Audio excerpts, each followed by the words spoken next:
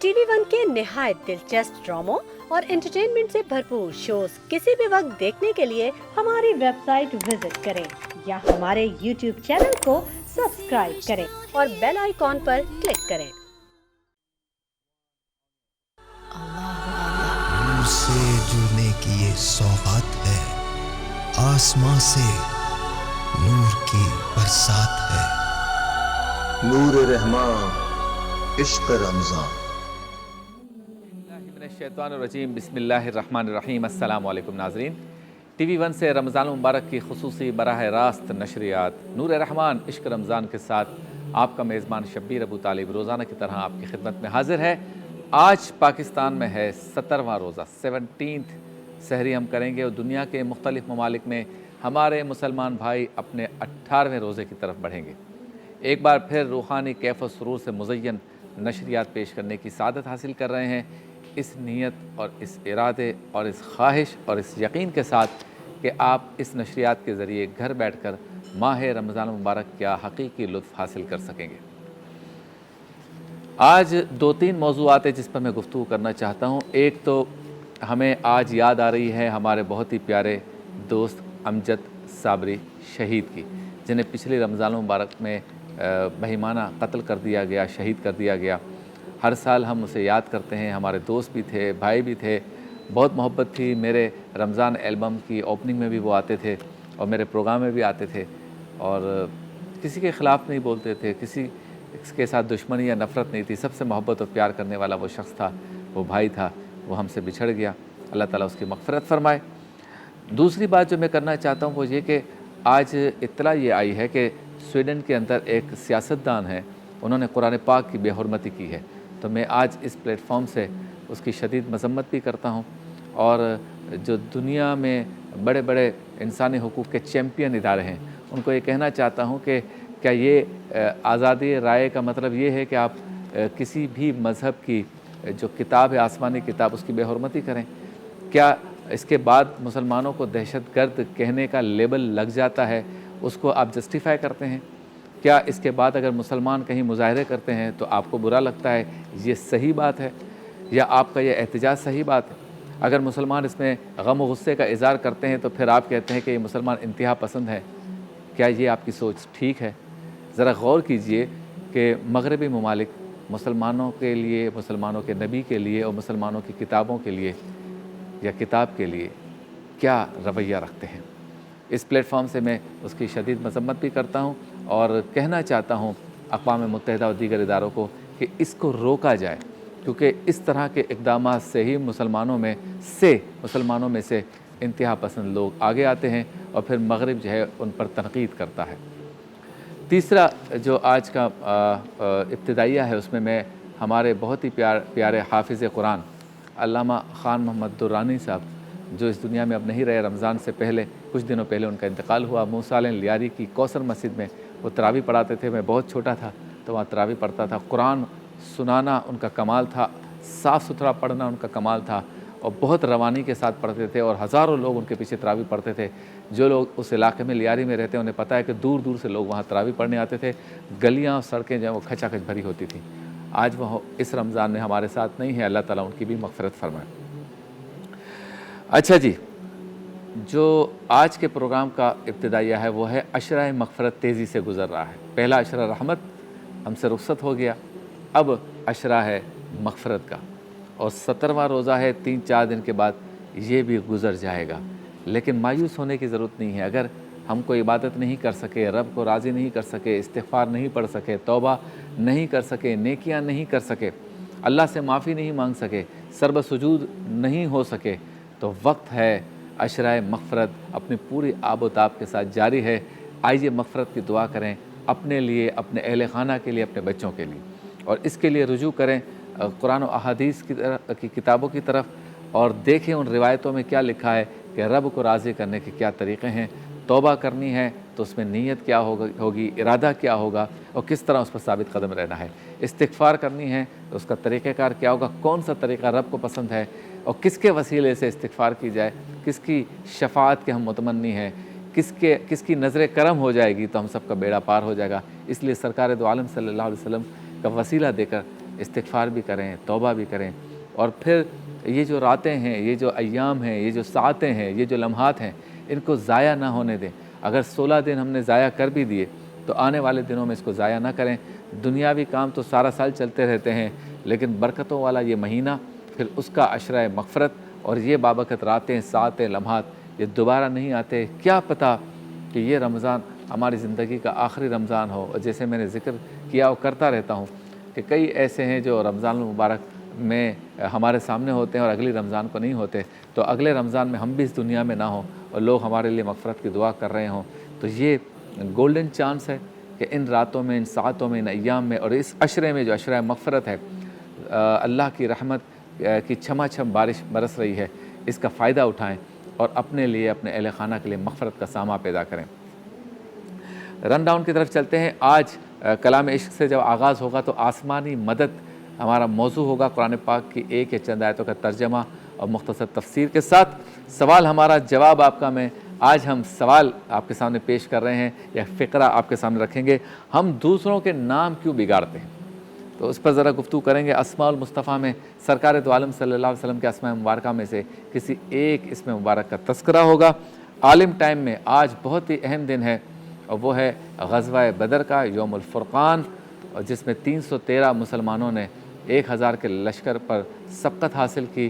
اور یہ وہ جنگ تھی, یہ وہ غزوہ تھا جس کے بعد مسلمانوں کی تاریخ جو ہے ایک نئے موڑ میں داخل ہوتی ہے اور وہاں سے اسلام کو ایک عروج ملتا ہے. غزوہ بدر, ان کے صحابہ کرام, اس سے پہلے کے واقعات, اس میں جو واقعات ہوئے وہ, اور اس کے بعد کے واقعات, ان سب کا احاطہ کریں گے. عالم ٹائم میں یوم الفرقان ہمارا آج کا موضوع ہوگا. مزیدار سحری میں شیف معراج بنائیں گے ہریالی چکن. اللہ کے ولی میں آج علامہ شاہ احمد نورانی صدیقی رحمۃ اللہ علیہ کا تذکرہ کریں گے. کام کی بات میں ہم جو کام کی بات بتانے جا رہے ہیں وہ یہ کہ علماء کرام سے متعلق یا اسکالرز سے متعلق یا حافظ قرآن کے متعلق یا امام مسجد سے متعلق جب بھی کسی مفتی کے متعلق, کسی استاد العلماء سے متعلق ہم بات کریں یا گفتگو کریں تو دائرہ ادب میں رہ کر کریں. یہ ہماری آج کام کی بات ہوگی. ورفانہ لگا ذکرک میں ہوگی نعتیں. بہار شریعت میں مفتی اسحاق مدنی صاحب نکاح کے موضوع پر ہمیں کچھ شرعی مسائل اور ان کے جوابات دیں گے. اور روحانی گلدستہ میں مفتی غلام دستگیر صاحب ہمارے ساتھ ہوں گے. علامہ مفتی شاہد مدنی صاحب, علامہ مدنی رضا قادری صاحب روزانہ کی طرح اس پوری نشریات میں ہمارے ساتھ ہوں گے. اور جو آج کے دن کے حوالے سے جو گفتگو ہے اس میں ہم یہ بھی تذکرہ کریں گے کہ جن صحابہ نے سرکار دو عالم صلی اللہ علیہ وسلم کے ساتھ اس غزوہ میں حصہ لیا ان کی کیا فضیلت بیان کی گئی ہے. آپ سے ملاقات ہوتی ہے مختصر سے وقفے. نور سے جڑنے کی یہ سوغات ہے, آسمان سے نور کی برسات ہے. نور رحمان عشق رمضان. خوش آمدید ایک بار پھر آپ کی خدمت میں حاضر ہیں نور رحمان عشق رمضان نشریات کے ساتھ. اب چلتے ہیں اس سیگمنٹ کی جانب جس میں خاص موضوع ہوتا ہے اور وہ قرآن سے متعلق موضوع ہوتا ہے اور قرآن پاک کی ایک یا چند آیتوں کا ترجمہ اور مختصر تفسیر بیان کرتے ہیں مفتی محمد اسحاق مدنی صاحب. سیگمنٹ کا نام ہے کلام عشق. یوں لگا اپنے جیسے میرا ماتھا چوما. جی مفتی صاحب, آسمانی مدد. بسم اللہ الرحمن الرحیم. آج چونکہ ماہ رمضان کی 17ویں شب ہے اور آج کی شب دو نسبتیں ہیں. ایک تو حضرت سیدتنا عائشہ صدیقہ رضی اللہ تعالیٰ عنہ کا یوم وصال ہے 17 رمضان مبارک, اور دوسرا مارکہ حق و باطل جس کو قرآن نے یوم الفرقان کہا, اس کا ذکر جو ہے وہ کیا گیا کہ ماہ رمضان کی 17 تاریخ کو وہ واقعہ مارد وجود میں آیا. نبی مکرم صلی اللہ تعالیٰ علیہ وآلہ وسلم جب تک مکہ مکرمہ میں تشریف فرما ہے, کفار ظلم کرتے ہیں تو آپ کو حکم ہے کہ صبر کریں. طائف کی گلیوں میں آپ پر ظلم ہوا, آپ کو فرمایا کہ صبر کریں. یہاں تک کہ جب مسلمان مکے سے ہجرت کر کے مدینہ منورہ آئے اور یہاں بھی مسلمانوں نے آپ کا پیچھا نہ چھوڑا, کفار نے آپ کا پیچھا نہ چھوڑا اور مسلمانوں کو تکلیف دینا شروع کی, تو اللہ تعالیٰ نے فرمایا اذن للذین یقاتلون بانہم ظلموا وان اللہ علی نصرہم لقدیر, کہ اب اذن للذین یقاتلون, اب آپ کو قتال کی, جہاد کی اجازت دی جاتی ہے. تو یہ آیت مبارکہ ہے کہ جس سے جہاد کی فرضیت یا جہاد کی اجازت کا حکم جو ہے وہ موصول ہوا.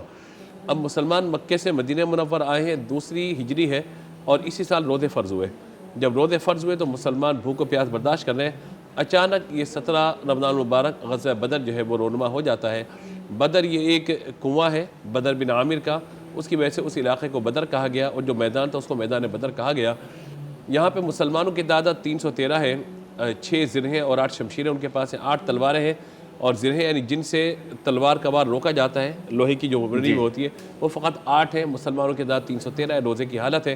حضور صلی اللہ تعالیٰ علیہ وآلہ وسلم نے مسلمانوں کو جو ہے کھڑا کیا، سب بندی فرمائے اور کہا کہ اللہ پہ توکل و بھروسہ کرو، اللہ تبارک و تعالیٰ یقیناً تمہاری مدد فرمائے گا۔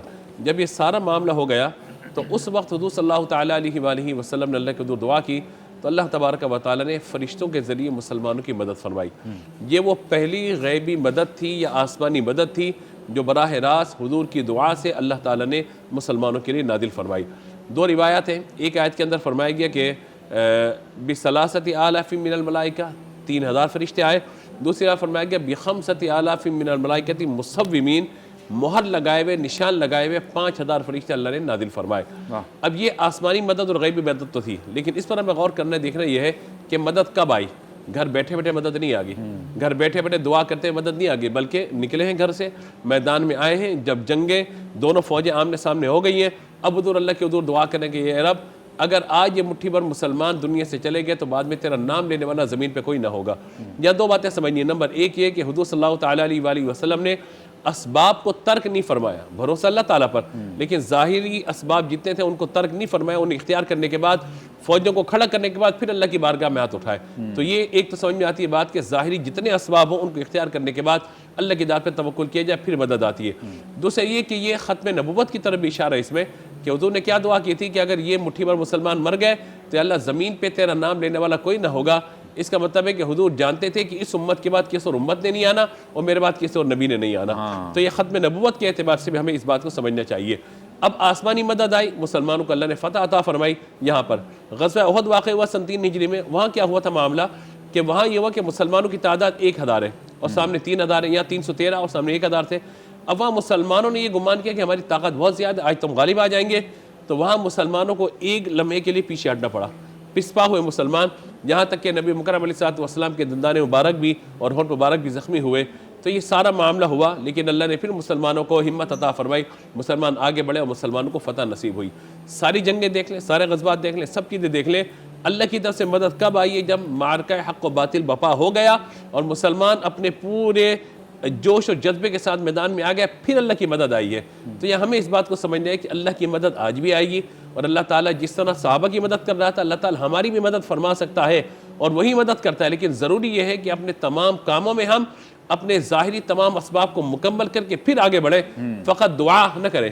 آج حضرت امام حسین رضی اللہ تعالیٰ کی ہم بات کرتے ہیں، انہوں نے بھی میدان میں آئے، انہوں نے میدان عمل میں آ کر کام کیا۔ اگر وہ چاہتے تو ان سے بڑھ کے ولی کون ہے، ان سے بڑھ کے کرامتیں دکھانے والا کون ہے، وہ بھی دعا کرتے، ان کی دعا قبول ہو جاتی، لیکن نہیں، آپ میدان میں آئے۔ تو یہ بہت ضروری ہے کہ اگر آپ اللہ کے دین کا کوئی کام کرنا چاہتے ہیں تو گھر بیٹھے بیٹھے کام نہیں ہوگا۔ اللہ کے دین کی بات پہنچانا چاہتے ہیں، فقط دعا مانگنے سے کچھ نہیں ہوگا، آپ کو میدان عمل میں آنا پڑے گا، اور جب میدان عمل میں آ پائیں گے اور آپ اپنی کوشش کے ساتھ آگے بڑھیں گے، اللہ پہ بھروسہ کر کے، پھر اللہ تبارک و تعالیٰ کی مدد آئے گی۔ اللہ تعالیٰ نے غزوہ بدر و احد کا ایک تقابل ان کے سامنے بیان فرمایا کہ بدر میں تمہیں فتح عطا ہوئی، احد کے اندر تم ایک لمحے کے لیے پیچھے ہوئے، پھر دوبارہ تمہیں اللہ نے فتح عطا فرمایا کہ ادھر بدر میں کافروں کو شکست ہوئی، انہوں نے کوئی غم نہیں کیا، دوبارہ تیاری کر کے میدان میں آئے۔ احد میں تمہارے کچھ نوجوان شہید ہو گئے مسلمانوں کے، تو تم سستی کر رہے ہو یا غم کر رہے ہو کہ اب ہم کیسے لڑیں گے؟ اللہ تعالیٰ نے فرمایا ولا تہینوا، تم نے جو ہے وہ سست نہیں ہونا، ولا تحزنوا، تم نے غم نہیں کرنا، وَأَنْتُمُ الْأَعْلَوْنَ، کامیابی تمہارے ساتھ ہی ہوگی، ان کنتم مؤمنین، اگر تم ایمان والے ہو۔ تو ایمان والے کو اللہ تعالیٰ کامیابی عطا فرماتا ہے۔ بعض اوقات ایک فرد آگے بڑھتا ہے، اور ایک فرد آگے بڑھنے کے بعد پوری امت کا ایک کام ایک فرد واحد کر رہا ہوتا ہے۔ اگر آج کے دن کے مناسبت سے میں ذکر کروں، حضرت علامہ قائد ملت اسلامی علامہ شاہ عمران رحمۃ اللہ تعالیٰ علیہ، تو واحد شخصیت، واحد، جب کوئی نہیں آپ کے ساتھ کام کرنے والا، آپ آگے بڑھے، پوری دنیا میں آپ نے اسلام کے پیغام کو پہنچایا۔ تو یہی وہ بات ہے جو ہمیں سمجھنی ہے کہ اللہ تعالیٰ کسی ایک کو موقع عطا فرماتا ہے، وہ فقط تسبیح لے کے درود پڑھ کے قرآن پڑھ کے گھر میں نہیں بیٹھا رہتا، ہاں قرآن بھی پڑھ رہا ہوتا ہے، تراویح بھی پڑھا رہا ہوتا ہے، نماز بھی پڑھ رہا ہوتا ہے، اللہ کا ذکر بھی کر رہا ہوتا ہے، لیکن جب اللہ کے دین کے لیے اور نظام مصطفیٰ کے لیے آگے بڑھتا ہے، اللہ تبارک و تعالیٰ اس کی آواز میں ایسی تاثیر عطا فرماتا ہے کہ اپنے بھی اس کے ساتھ چلتے ہیں, بیگانے بھی ساتھ چلتے ہیں, اور پھر وہ سب کا امام بن کر پوری امت کے لیے ایک ملت اسلامیہ کا کام کر رہا ہوتا ہے. تو بہت ضروری ہے کہ ہم ان اکابر کی چیزوں کو سمجھیں, صحابہ کرام کے پیغام کو سمجھیں, اور اللہ کی مدد کا جو حقیقی تصور ہے اس کو سمجھیں. مدد اللہ کی آئے گی, گھر بیٹھے بیٹھے نہیں آئے گی, ہمیں میدان عمل میں نکلنا ہوگا. اللہ تبارک و تعالیٰ ضرور ہماری مدد فرمائے گا. زبردست پیغام ہو گیا ماشاءاللہ. اور غزوہ بدر کا دن ہے آج, یوم الفرقان ہے, یا یوم الفرقان کے حوالے سے اس کی نسبت سے آج گفتگو بھی ہوگی. آپ سے ملاقات ہوتی ہے مختصر سے وقفے کے بعد. نور سے جڑنے کی یہ سوغات ہے, آسمان سے نور کی برسات ہے. نور رحمان, عشق رمضان.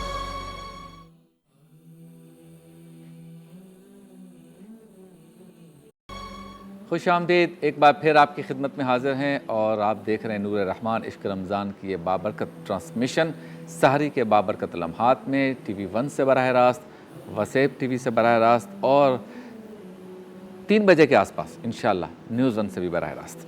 تو چلتے ہیں اس سیگمنٹ کی جانب جس میں ایک فقرہ, ایک جملہ, ایک سوال آپ کے سامنے رکھتے ہیں, غور و فکر کرتے ہیں, سوچتے ہیں, بات کرتے ہیں, بات سنتے ہیں, اور اسی لیے اس سیگمنٹ کا نام ہے سوال ہمارا, جواب آپ کا.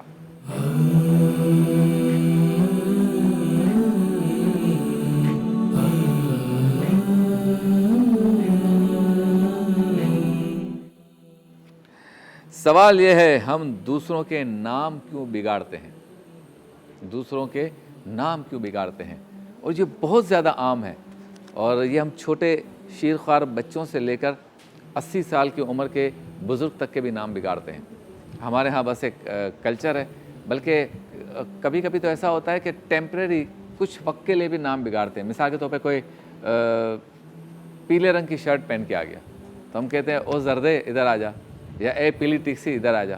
یہ تھوڑے وقت کے لیے بھی کرتے ہیں. اور پرماننٹ بھی نام بگاڑتے ہیں کہ اگر اللہ تعالیٰ نے کسی کی شکل کیسی بنائی ہے, کسی کی کیسی, کسی کا رنگ کیسا, کسی کے بال کیسے, تو جن کے بال نہیں ہوتے ہم کہتے ہیں گنجے ادھر آ جا. یا نام بگاڑتے ہیں جیسے اگر لفظ ہے, اور اس میں ہم یہ بھی نہیں دیکھتے کہ اس کا نام بڑا بابرکت ہے, لیکن ہم اس کا نام بگاڑ دیتے ہیں, خواتین بھی اور مرد بھی. اس پر یہ بھی ہمارے یہاں رائج ہے. پھر یہ کہ کسی حرکت پہ بھی ہم نام بگاڑ دیتے ہیں, یا کسی کا کوئی کاروبار ہو تو اس کے حساب سے نام بگاڑ دیتے ہیں. جیسے کسی کا لکڑی کا یا بانس کا کاروبار ہے, وہ آ رہا ہے تو کہتا ہے وہ بانس ادھر آ جا. کسی کا پتنگ کا کاروبار ہے, کہتے ہیں پتنگ ادھر آ جا. اسی طرح اسٹیل کے برتن کا کوئی کاروبار میرے دوست ایک کرتے ہیں, تو سب جیسے وہ آتا ہے کہتے ہیں برتن آ جا. تو اتنے دن سے کہاں تھے برتن. اسی طرح جوتے کا کام ہے کسی کا, تو اس کو کہتے ہیں کہ لو بھائی جوتا آ گیا. تو ایک تو اس پر غور کریں کہ ہم نام جو بگاڑتے ہیں اس میں مقاصد کیا کیا ہوتے ہیں. ایک دو چیزیں ایسی ہیں کہ جو زیادہ کامن ہیں. یعنی مثال کے طور پر ایک ہے کہ میں جب کسی کا نام بگاڑوں تو وہ بات سن کے سارے ہنسیں, سب ہنسیں گے تو مجھے مزہ آئے گا, لطف آئے گا, کڑے بھائی, اور سب کہیں گے کیا زبردست نام رکھا ہے بھائی. ایک تو یہ تسکین ہوتی.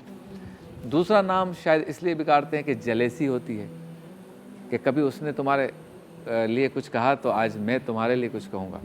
یعنی سامنے والے نے کبھی میرے لیے کچھ کہا تو آج موقع ہے, آج میں اس کا نام بگاڑ کر اس کا بدلا لوں گا. اس طرح کی بھی کیفیت ہوتی ہے.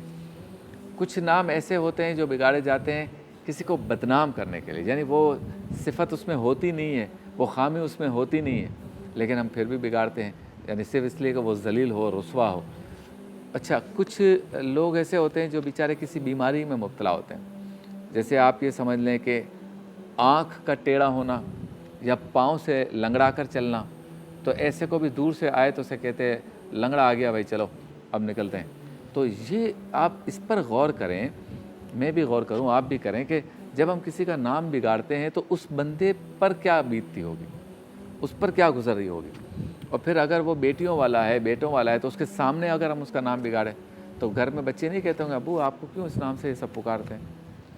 اس کے علاوہ ماں باپ کو بھی پتہ چلتا ہوگا, بہن بھائیوں کو بھی پتہ چلتا ہوگا, تو وہ بھی اس کے سامنے بھی بیچارہ وہ شرمندہ ہوتا ہوگا. کیا اس کیفیت کو کبھی ہم نے محسوس کیا ہے؟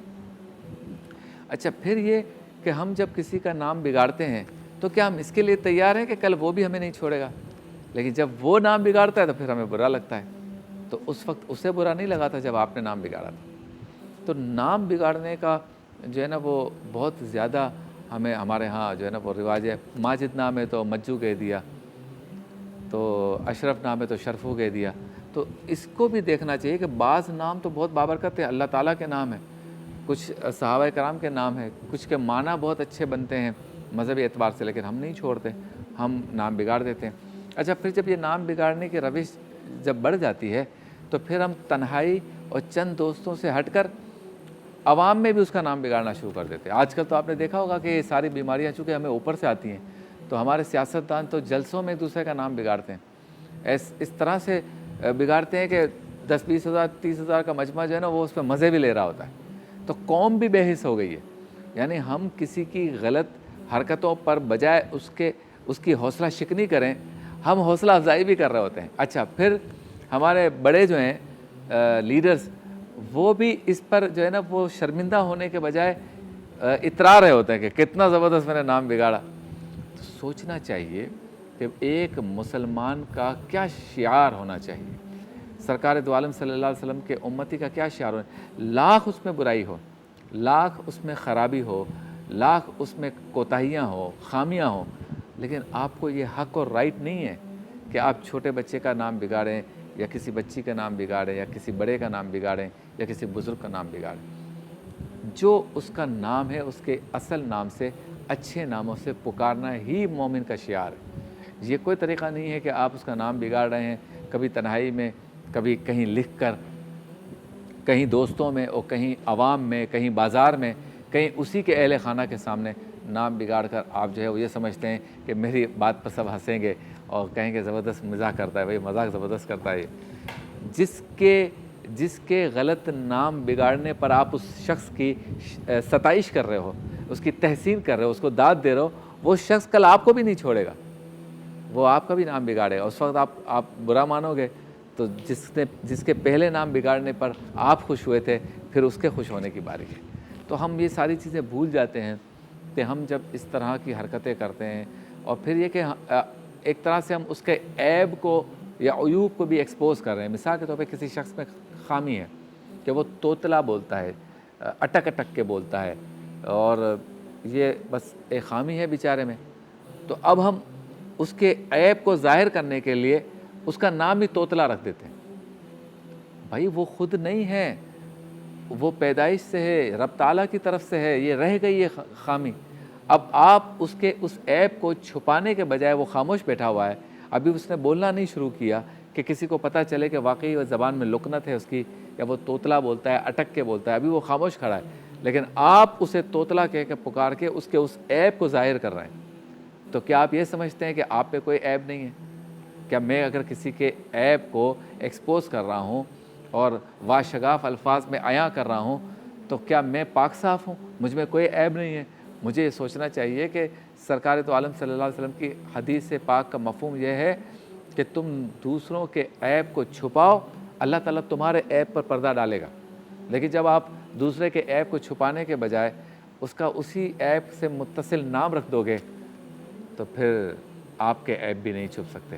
امید ہے رمضان مبارک کی بابرکت راتوں میں ہم اس طرح کی کچھ گفتگو کے ذریعے اپنے آپ کو ٹھیک کریں گے, محاسبہ کریں گے, اپنی عادات کو ٹھیک کریں گے. آپ سے ملاقات ہوتی ہے مختصر سے وقت کے بعد.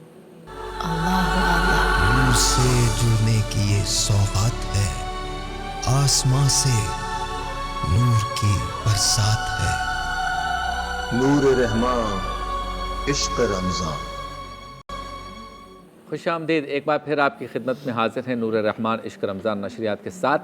اب چلتے ہیں اس سیگمنٹ کی جانب کہ جس میں سرکار دو عالم صلی اللہ علیہ وسلم کے اسماء مبارکہ میں سے کسی ایک اسم مبارک کا ہم چناؤ کرتے ہیں, اور اس پر مفتی محمد شاہد مدنی صاحب ہمیں تفصیل و تفسیر بیان کرتے ہیں.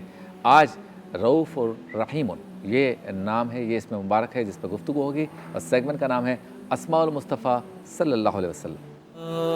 آقا مدنی آقا سونے آقا پیارے پیارے آقا آقا.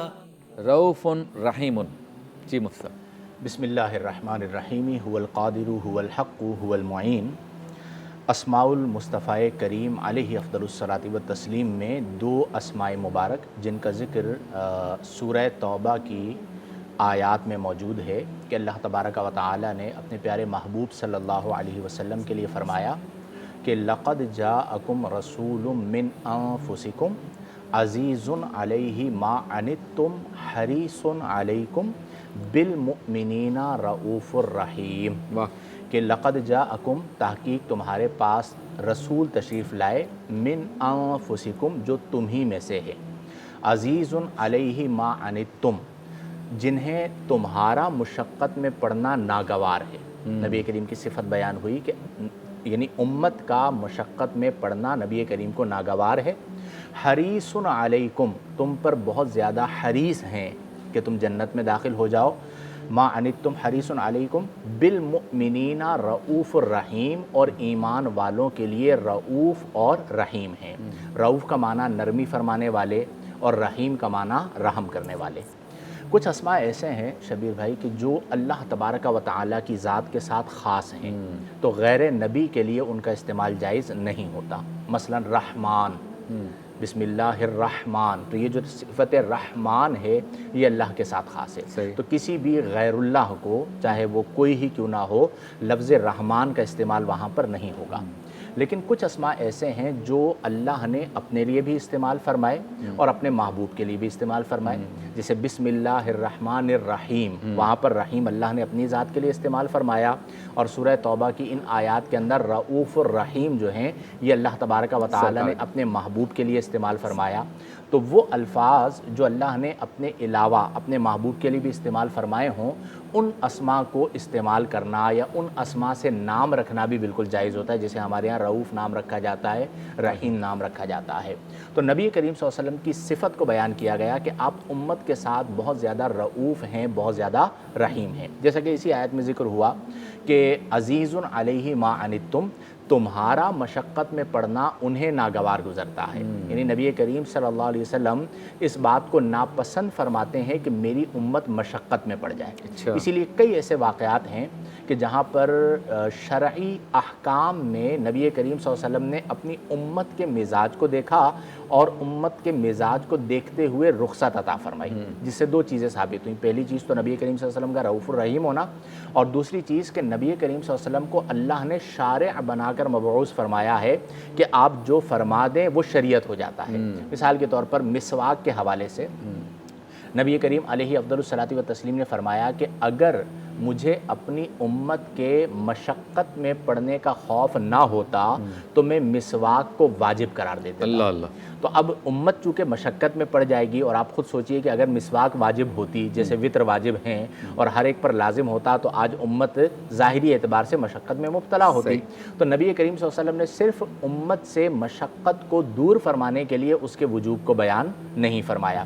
پھر اسی طرح جب حج کی فرضیت آئی تو ایک صحابی ہیں حضرت اقرا بن حابس رضی اللہ تعالی عنہ، تو جب نبی کریم صلی اللہ علیہ وسلم نے فرضیت حج کو بیان کیا تو وہ کھڑے ہوئے اور عرض کی کہ یا رسول اللہ علی کل عامن، حج فرض ہے تو عرض کی یا رسول اللہ علی کل عامن، کیا ہر سال فرض ہے؟ تو نبی کریم صلی اللہ علیہ وسلم نے چہرہ انور کو موڑ دیا۔ وہ پھر آئے سامنے سے اور عرض کی یا رسول اللہ، نبی کریم نے وہی جملہ دہرایا کہ تم پر حج کرنا فرض ہے، تو وہ پھر سامنے سے آئے اور عرض کی یا رسول اللہ علی کل عامن، کیا ہر سال فرض ہے؟ نبی کریم نے پھر چہرہ انور کو گھما لیا۔ وہ تیسری بار سامنے آئے تو نبی کریم صلی اللہ علیہ وسلم نے اس کے بعد فرمایا کہ میں جتنا بیان فرما دوں اتنے پر عمل کرو۔ پچھلی بنی اسرائیل بھی اسی لیے پریشان ہوئے کہ وہ بہت زیادہ سوال کیا کرتے تھے۔ آپ نے فرمایا اگر میں کہہ دیتا ہاں تو حج کرنا ہر سال فرض ہو جاتا۔ اور آپ سوچئے کہ اگر ہر سال حج فرض ہوتا، اب یعنی عمر بھر میں ایک بار حج فرض ہے، زکوٰۃ ہر سال فرض ہوتی ہے لیکن حج ہر سال فرض نہیں ہوتا۔ ایک لمحے کے لیے آپ تصور کر لیں کہ اگر ہر سال حج فرض ہوتا، چاہے صاحب استطاعت پر ہی، جی ہاں صاحب استطاعت پر بھی ہر سال ہوتا کہ جو جس سال صاحب نصاب ہوگا اس پہ جس طرح ہر سال زکوٰۃ دینا فرض ہے اسی طرح اس پر حج کرنا فرض ہے، تو کتنی مشقت ہوتی، ہر بندہ مشقت میں مبتلا ہو جاتا۔ تو نبی کریم صلی اللہ علیہ وسلم نے اس مشقت کو بھی امت سے دور فرمایا۔ تو گویا کہ احکام شرع کے اندر بھی نبی کریم صلی اللہ علیہ وسلم نے آسانی عطا فرمائی، حتیٰ کہ نبی کریم صلی اللہ علیہ وسلم نے امام کو، یعنی جو امامت کروا رہا ہے، نماز پڑھا رہا ہے، اسے بھی طویل قراءت سے منع فرما دیے، بلکہ اپنے عمل کو بیان فرمایا کہ کئی بار میں یہ چاہتا ہوں کہ میں تلاوت کو طویل کروں، لیکن مجھے عورتوں کا اور گھر میں جو بچے رو رہے ہوتے ہیں ان کا خیال آتا ہے، تو نبی کریم صلی اللہ علیہ وسلم فرماتے ہیں کہ میں قراءت کو مختصر کر دیتا ہوں۔ تو امام کے لیے حکم دیا گیا کہ تم اتنی طویل قراءت نہ کرو یا نماز کو اتنا طویل نہ پڑھاؤ جس کی وجہ سے لوگ بیزار ہونا شروع ہو جائیں، ان پر مشقت آنا شروع ہو جائے۔ تو یہ نبی کریم صلی اللہ علیہ وسلم کی صفت رؤوف و رحیم ہے۔ یہاں پر ایک اور اہم بات ہے کہ جب نبی کریم صلی اللہ علیہ وسلم اپنی امت کی مشقت کا اتنا خیال کر رہے ہیں تو آج کے زمانے میں جو مبلغ ہے، جو تبلیغ کر رہا ہے، جو عالم ہے، اسے بھی مزاج الناس یعنی لوگوں کی طبیعتوں کو اور لوگوں کے مزاجوں کو ملحوظ نگاہ رکھنا چاہیے۔ بعض اوقات ایسا ہوتا ہے کہ آپ کا ذوق ہوتا ہے کہ آپ آدھے گھنٹے کی دعا کریں، لیکن جو آ کر بیٹھا ہے اس کا ذوق نہیں ہے، یا اس کو کوئی ضرورت ہے، یا اسے کوئی جلدی کا معاملہ ہے، یا اسے کہیں پہنچنا ہے۔ اب اگر آپ وہاں پہ طویل والا معاملہ کر دیں گے تو وہ پھر بدزن ہو جاتا ہے۔ وہ پھر کئی لوگوں کو ایسا دیکھا گیا ہے کہ جن مساجد میں ائمہ حضرات اپنے ذوق کی وجہ سے بڑی لمبی نماز پڑھاتے ہوں تو نمازی کم ہو جاتے ہیں۔ وہ یعنی پوچھتے ہیں کہ بھئی کہاں پہ جلدی نماز ہوتی ہے، ہم وہاں پہ چلے جائیں، امام صاحب جو ہے نا بہت آہستہ نماز پڑھاتے ہیں۔ فطری عمل ہے، فطری عمل ہے، اور تبلیغ کے اندر لوگوں کی فطرت کو ملحوظ نگاہ رکھنا یہ بہت ضروری ہے، ورنہ بعض اوقات ایسا ہوگا، یعنی نبی کریم صلی اللہ علیہ وسلم نے پورا ہفتہ کوئی اگر کسی کو تبلیغ کرتا ہے اس سے بھی منع فرمایا کہ جب تمہیں روز ملے تم روز اس کو تبلیغ کر رہے ہو، روز ملے روز اس کو تبلیغ کر رہے ہو تو وہ بدزن ہو جائے گا۔ تو نبی کریم صلی اللہ علیہ وسلم کے صحابہ کرام رضی اللہ تعالی عنہم دروس حدیث میں بھی اس چیز کا خیال رکھا کرتے تھے کہ کہیں ایسا نہ ہو کہ کسی پر بار اور کسی پر مشقت ہو جائے یا پھر اس کی طبیعت میں اکتاہٹ آ جائے۔ اب آپ نے طویل معاملہ کیا، اس کی وجہ سے اس کی طبیعت میں اکتاہٹ آئی، اور جو آپ بیان کر رہے ہیں وہ قرآن و حدیث ہے، تو وہ بعض اوقات وہ جو اکتاہٹ ہے وہ ڈائیورٹ ہو جاتی ہے قرآن و حدیث کی طرف، اور بندہ یہ چاہتا ہے کہ جلدی سے اسے جو ہے وہ ختم کیا جائے۔ تو خاص طور پر جو خطبات جمعۃ المبارک ہوتے ہیں، اسی طرح جو بڑے خطبات ہیں جیسے نماز جمعۃ المبارک ہے، ابرش ہوتی ہے، ایسی لگے ہوئے بھی ہیں تو وہ ایک فلور پر لگے ہوئے ہوتے ہیں۔ اب جیسے رمضان المبارک ہے تو چھت تک نمازی موجود ہیں، اور چھت پر جو نماز پڑھے ان کے لیے ٹینٹ لگایا گیا ہے، تو وہاں پر گرمی کا عالم کیا ہوگا۔ اب اگر آپ ذوق کے اندر آ کے سورہ مزمل شروع کر دیجئے کہ میں سورہ مزمل کی تلاوت کرتا ہوں، تو ان کی طبیعت پر آپ سوچئے کہ کتنی مشقت اور کتنا بار ہوگا۔ تو ان چیزوں کا خیال رکھنا ایک عالم کے لیے، ایک مبلغ کے لیے، حتیٰ کہ تقریر میں جب وہ تقریر کر رہا ہے تو اس تقریر میں بھی وہ یہ دیکھیں کہ لوگوں کا مزاج کیا ہے۔ اگر وہ 2 گھنٹے کی تقریر کرے گا اور ایک بندہ زمین پر بیٹھا ہوا سن رہا ہے، ہو سکتا ہے مروت میں سن تو لے، اس وقت وہ کچھ نہ کہے اور مروت میں تقریر سن لے، لیکن نیکسٹ ٹائم جب آپ تقریر کرنے کے لیے آئیں گے اور اسے پتہ چلے گا کہ وہی خطیب آ رہا ہے جس نے 2 گھنٹے کی خطابت کی تھی اور میں پریشان ہو گیا تھا، تو وہ آپ کی تقریر سے بھاگ جائے گا۔ نتیجہ کیا نکلے گا کہ آپ نے جو فائدہ دین کو پہنچانا تھا، اپنے رویے کی وجہ سے، اپنے عمل کی وجہ سے اس فائدے کو آپ نے نقصان میں تبدیل کر دیا۔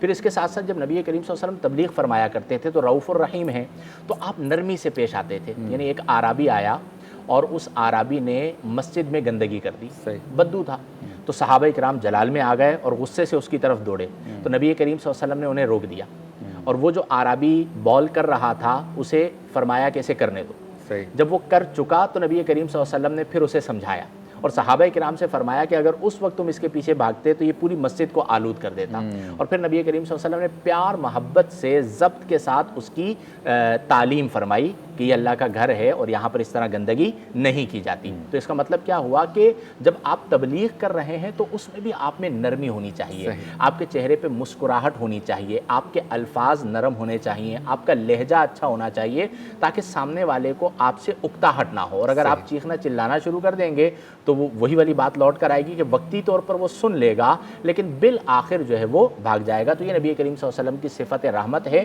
جو آپ کی تعلیمات میں ہمیں نظر آتی ہے۔ اللہ تبارک و تعالی ہم سب کو بھی نرم مزاج والی کیفیت عطا فرمائے۔ بہت خوب، ماشاءاللہ۔ آپ سے ملاقات ہوتی ہے مختصر سے وقفے کے بعد۔ نور سے جڑنے کی یہ سوغات ہے، آسماں سے نور کی برسات ہے، نور رحمان عشق رمضان۔ خوش آمدید، ایک بار پھر آپ کی خدمت میں حاضر ہیں اور چلتے ہیں اس سیگمنٹ کی جانب جس میں 4 معزز علماء کرام ہمارے ساتھ ہوتے ہیں۔ خاص موضوع ہوتا ہے، علم کی باتیں ہوتی ہیں، میرے لیے، آپ کے لیے، ہم سب کے لیے معلومات کا سبب بنتی ہیں۔ تو اور سیگمنٹ کا نام ہے عالم ٹائم۔ میں نے جب آپ کی دہلیز کو آقا چوما. آج موضوع ہے یوم الفرقان یعنی غزوہ بدر کا تذکرہ کریں گے، اور بہت ہی اہم واقعہ ہے تاریخ اسلام کا، اور اس کے بعد مسلمانوں کے جو زندگی ہے، مسلمانوں کی جو تاریخ ہے، اس میں ایک جان پیدا ہوئی اور ایک نئے دور کا آغاز ہوا. اس پر تفصیلی گفتگو کریں گے. موجود ہے ہمارے ساتھ حضرت علامہ مفتی غلام دستگیر صاحب، حضرت علامہ مدنی رضا قادری صاحب، مفتی محمد شاہد مدنی صاحب اور مفتی محمد اسحاق مدنی صاحب. آپ سب کا شکریہ، آپ تشریف لائے. اچھا جی، مفتی اسحاق مدنی صاحب ذرا بتائیے اس سے پہلے کے کیا واقعات ہیں، غزوہ بدر سے پہلے کے واقعہ کہ جس کے بعد اس غزوہ کی ضرورت پیش آئی یا یہ بپا ہوا؟ بسم اللہ الرحمن الرحیم.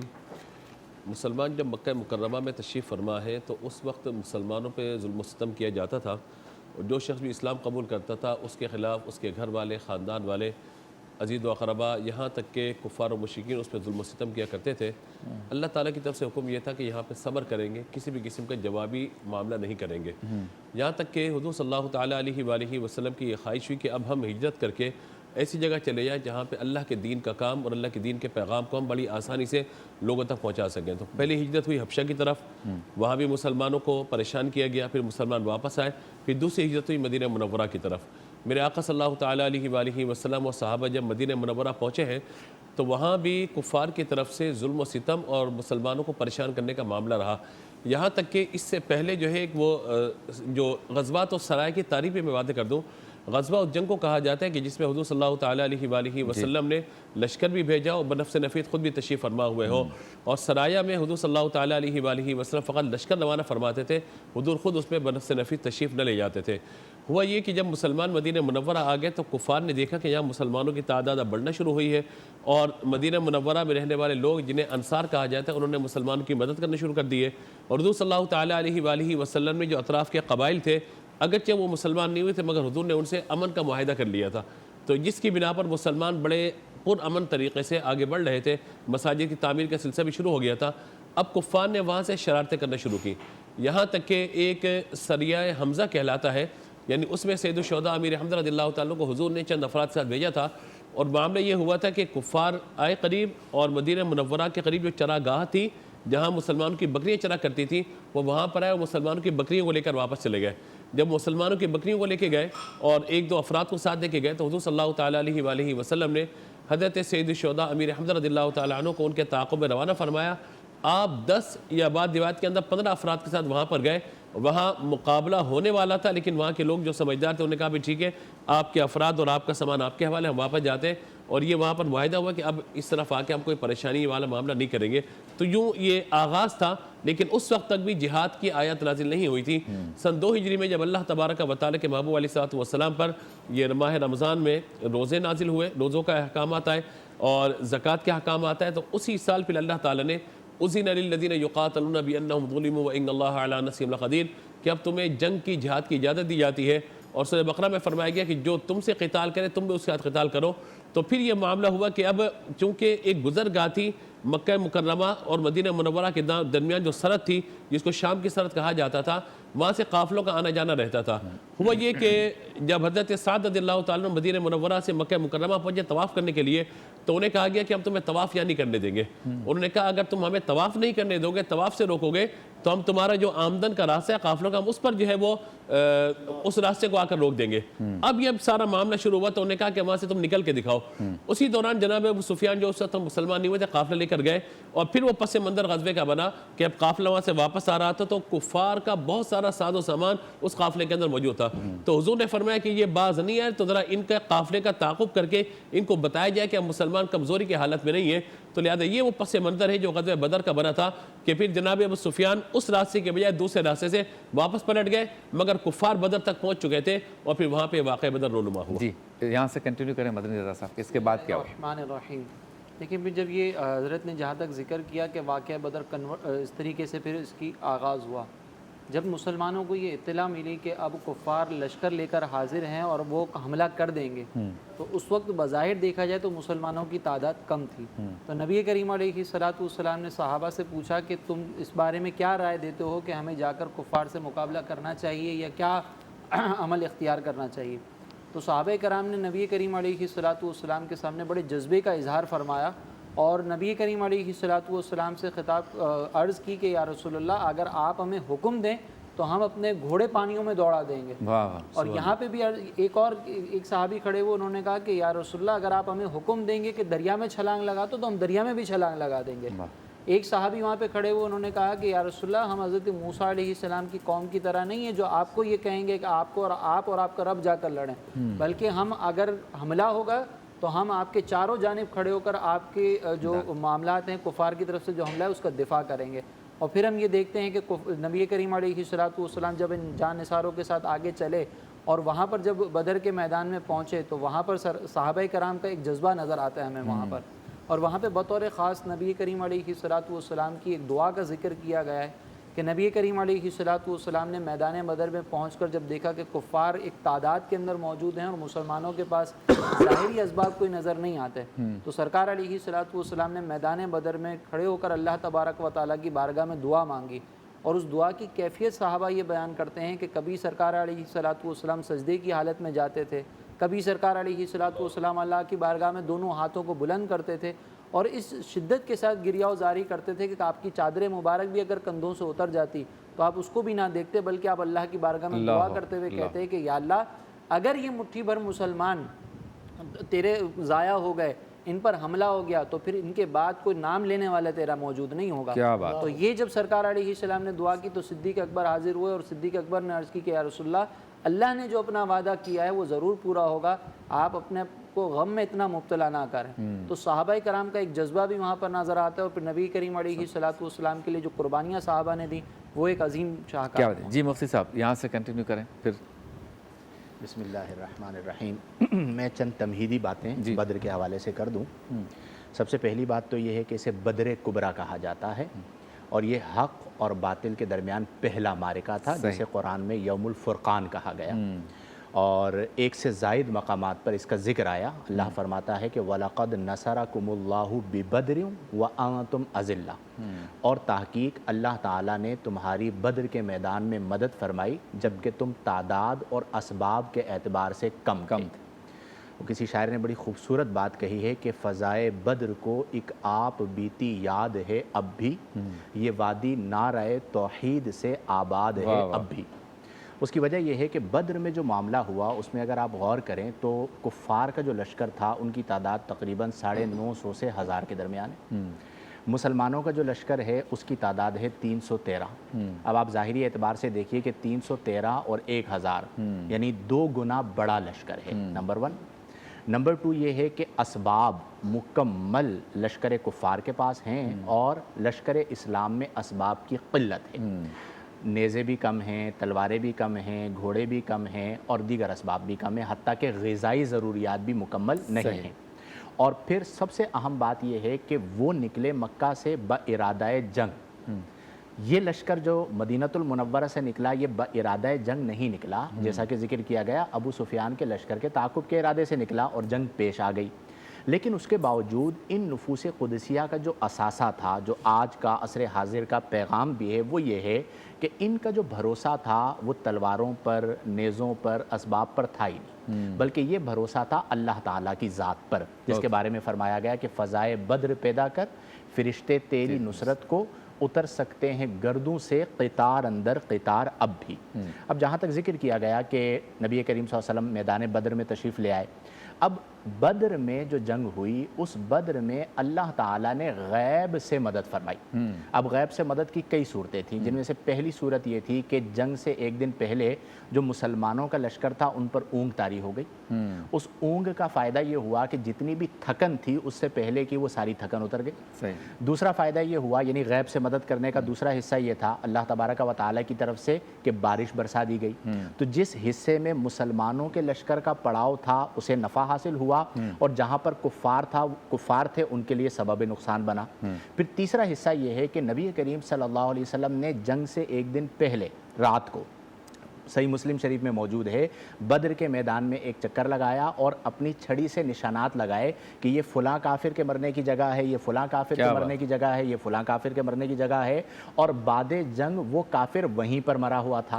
اور پھر चौथी सूरत इसकी ये कह लीजिए कि अल्लाह ने बदर में मुसलमानों की नुसरत के लिए फ़रिश्तों को नाजिल फरमा वाह, दिया। वाह, वाह। तो उन फ़रिश्तों ने भी मुसलमानों की मदद की।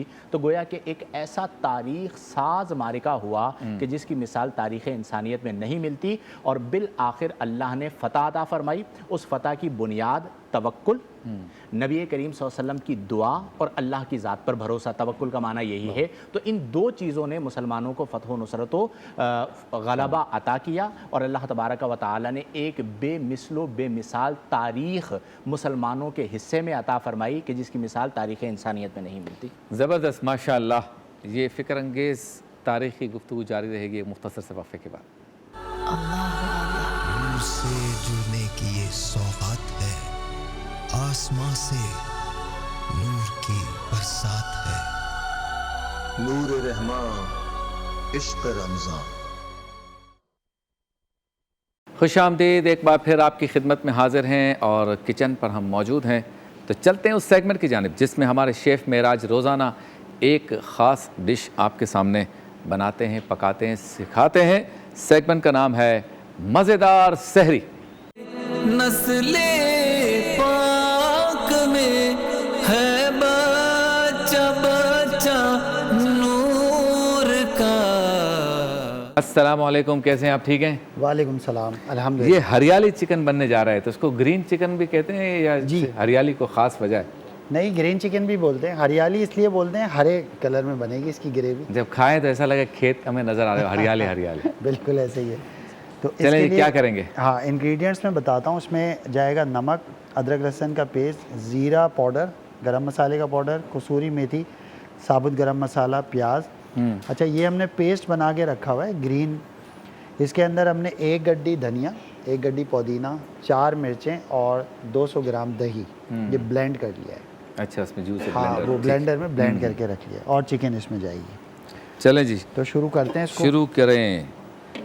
आज भी हम चिकन बनाने जा रहे हैं। चिकन आ गई। बेचारी जल्दी पक जाती है, हाँ, तकलीफ़ नहीं देती, तकलीफ़ नहीं देती। अच्छा जी, शुक्रिया अदा करते हैं। मलबूसात भेजते हैं हमें रोज़ाना जे डॉट के करम फरमा। तो जे डॉट का शुक्रिया मलबूसात भेजने का। आप भी अपनी ईद की शॉपिंग करें तो जे डॉट से करें। साथ ही पिज़्ज़ा पॉइंट का शुक्रिया जो हमारे लिए भेजते हैं फ्री पिज़्ज़ा वाउचर्स हमारे मेहमानों के लिए। तो पिज़्ज़ा पॉइंट का शुक्रिया कि आप रोज़ाना हमारे साथ ये करम फरमाते हैं। ग़ज़वा बदर का तस्करा हो रहा है। आलिम टाइम में मज़ेदार सहरी में बन रहा है हरियाली चिकन। मुफ्ती ग़ुलाम दस्तगीर साहब, ये बताइए कि ये जो वाक़या है, तारीख़ी वाक़या ग़ज़वा बदर का, इसमें सरकार दो आलम सल्लल्लाहु अलैहि वसल्लम की एक तरबियत भी नज़र आती है।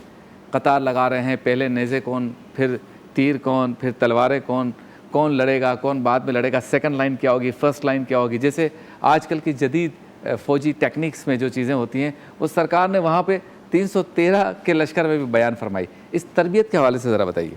बिस्मिल्लाहिर्रहमानिर्रहीम, इहदिनस सिरातल मुस्तक़ीम, सदक़ल्लाहुल अज़ीम। उलमा माशाल्लाह बड़ी सैर हासिल गुफ्तगू कर चुके हैं इस पर बहुत खूबसूरत अंदाज में। देखिए, ग़ज़वा बदर इस्लाम का वो मार्का है कि कुरान ने जिन अल्फाज में इसको बयान किया ना, वो कुरान में बयान किया कि अब ग़ज़वा बदर के बाद, ये बहुत बड़ी बात है और मुफस्सिरीन ने और शारहीन ने इस बात को वाज़े किया है।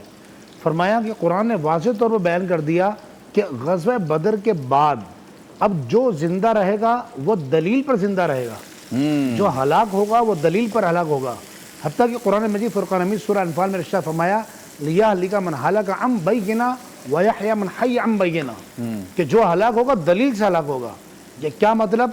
यानी इस्लाम की ये वो अजीम जंग थी कि जिसके अंदर हक और बातिल वाज़े हो गया था। वाह वाह वाह। कि मुसलमान तादाद में कम, अफराद कम, असलहा कम, और वही व अंतुम अज़िल्ला, अल्लाह ने फरमाया तुम बेसर सामान थे।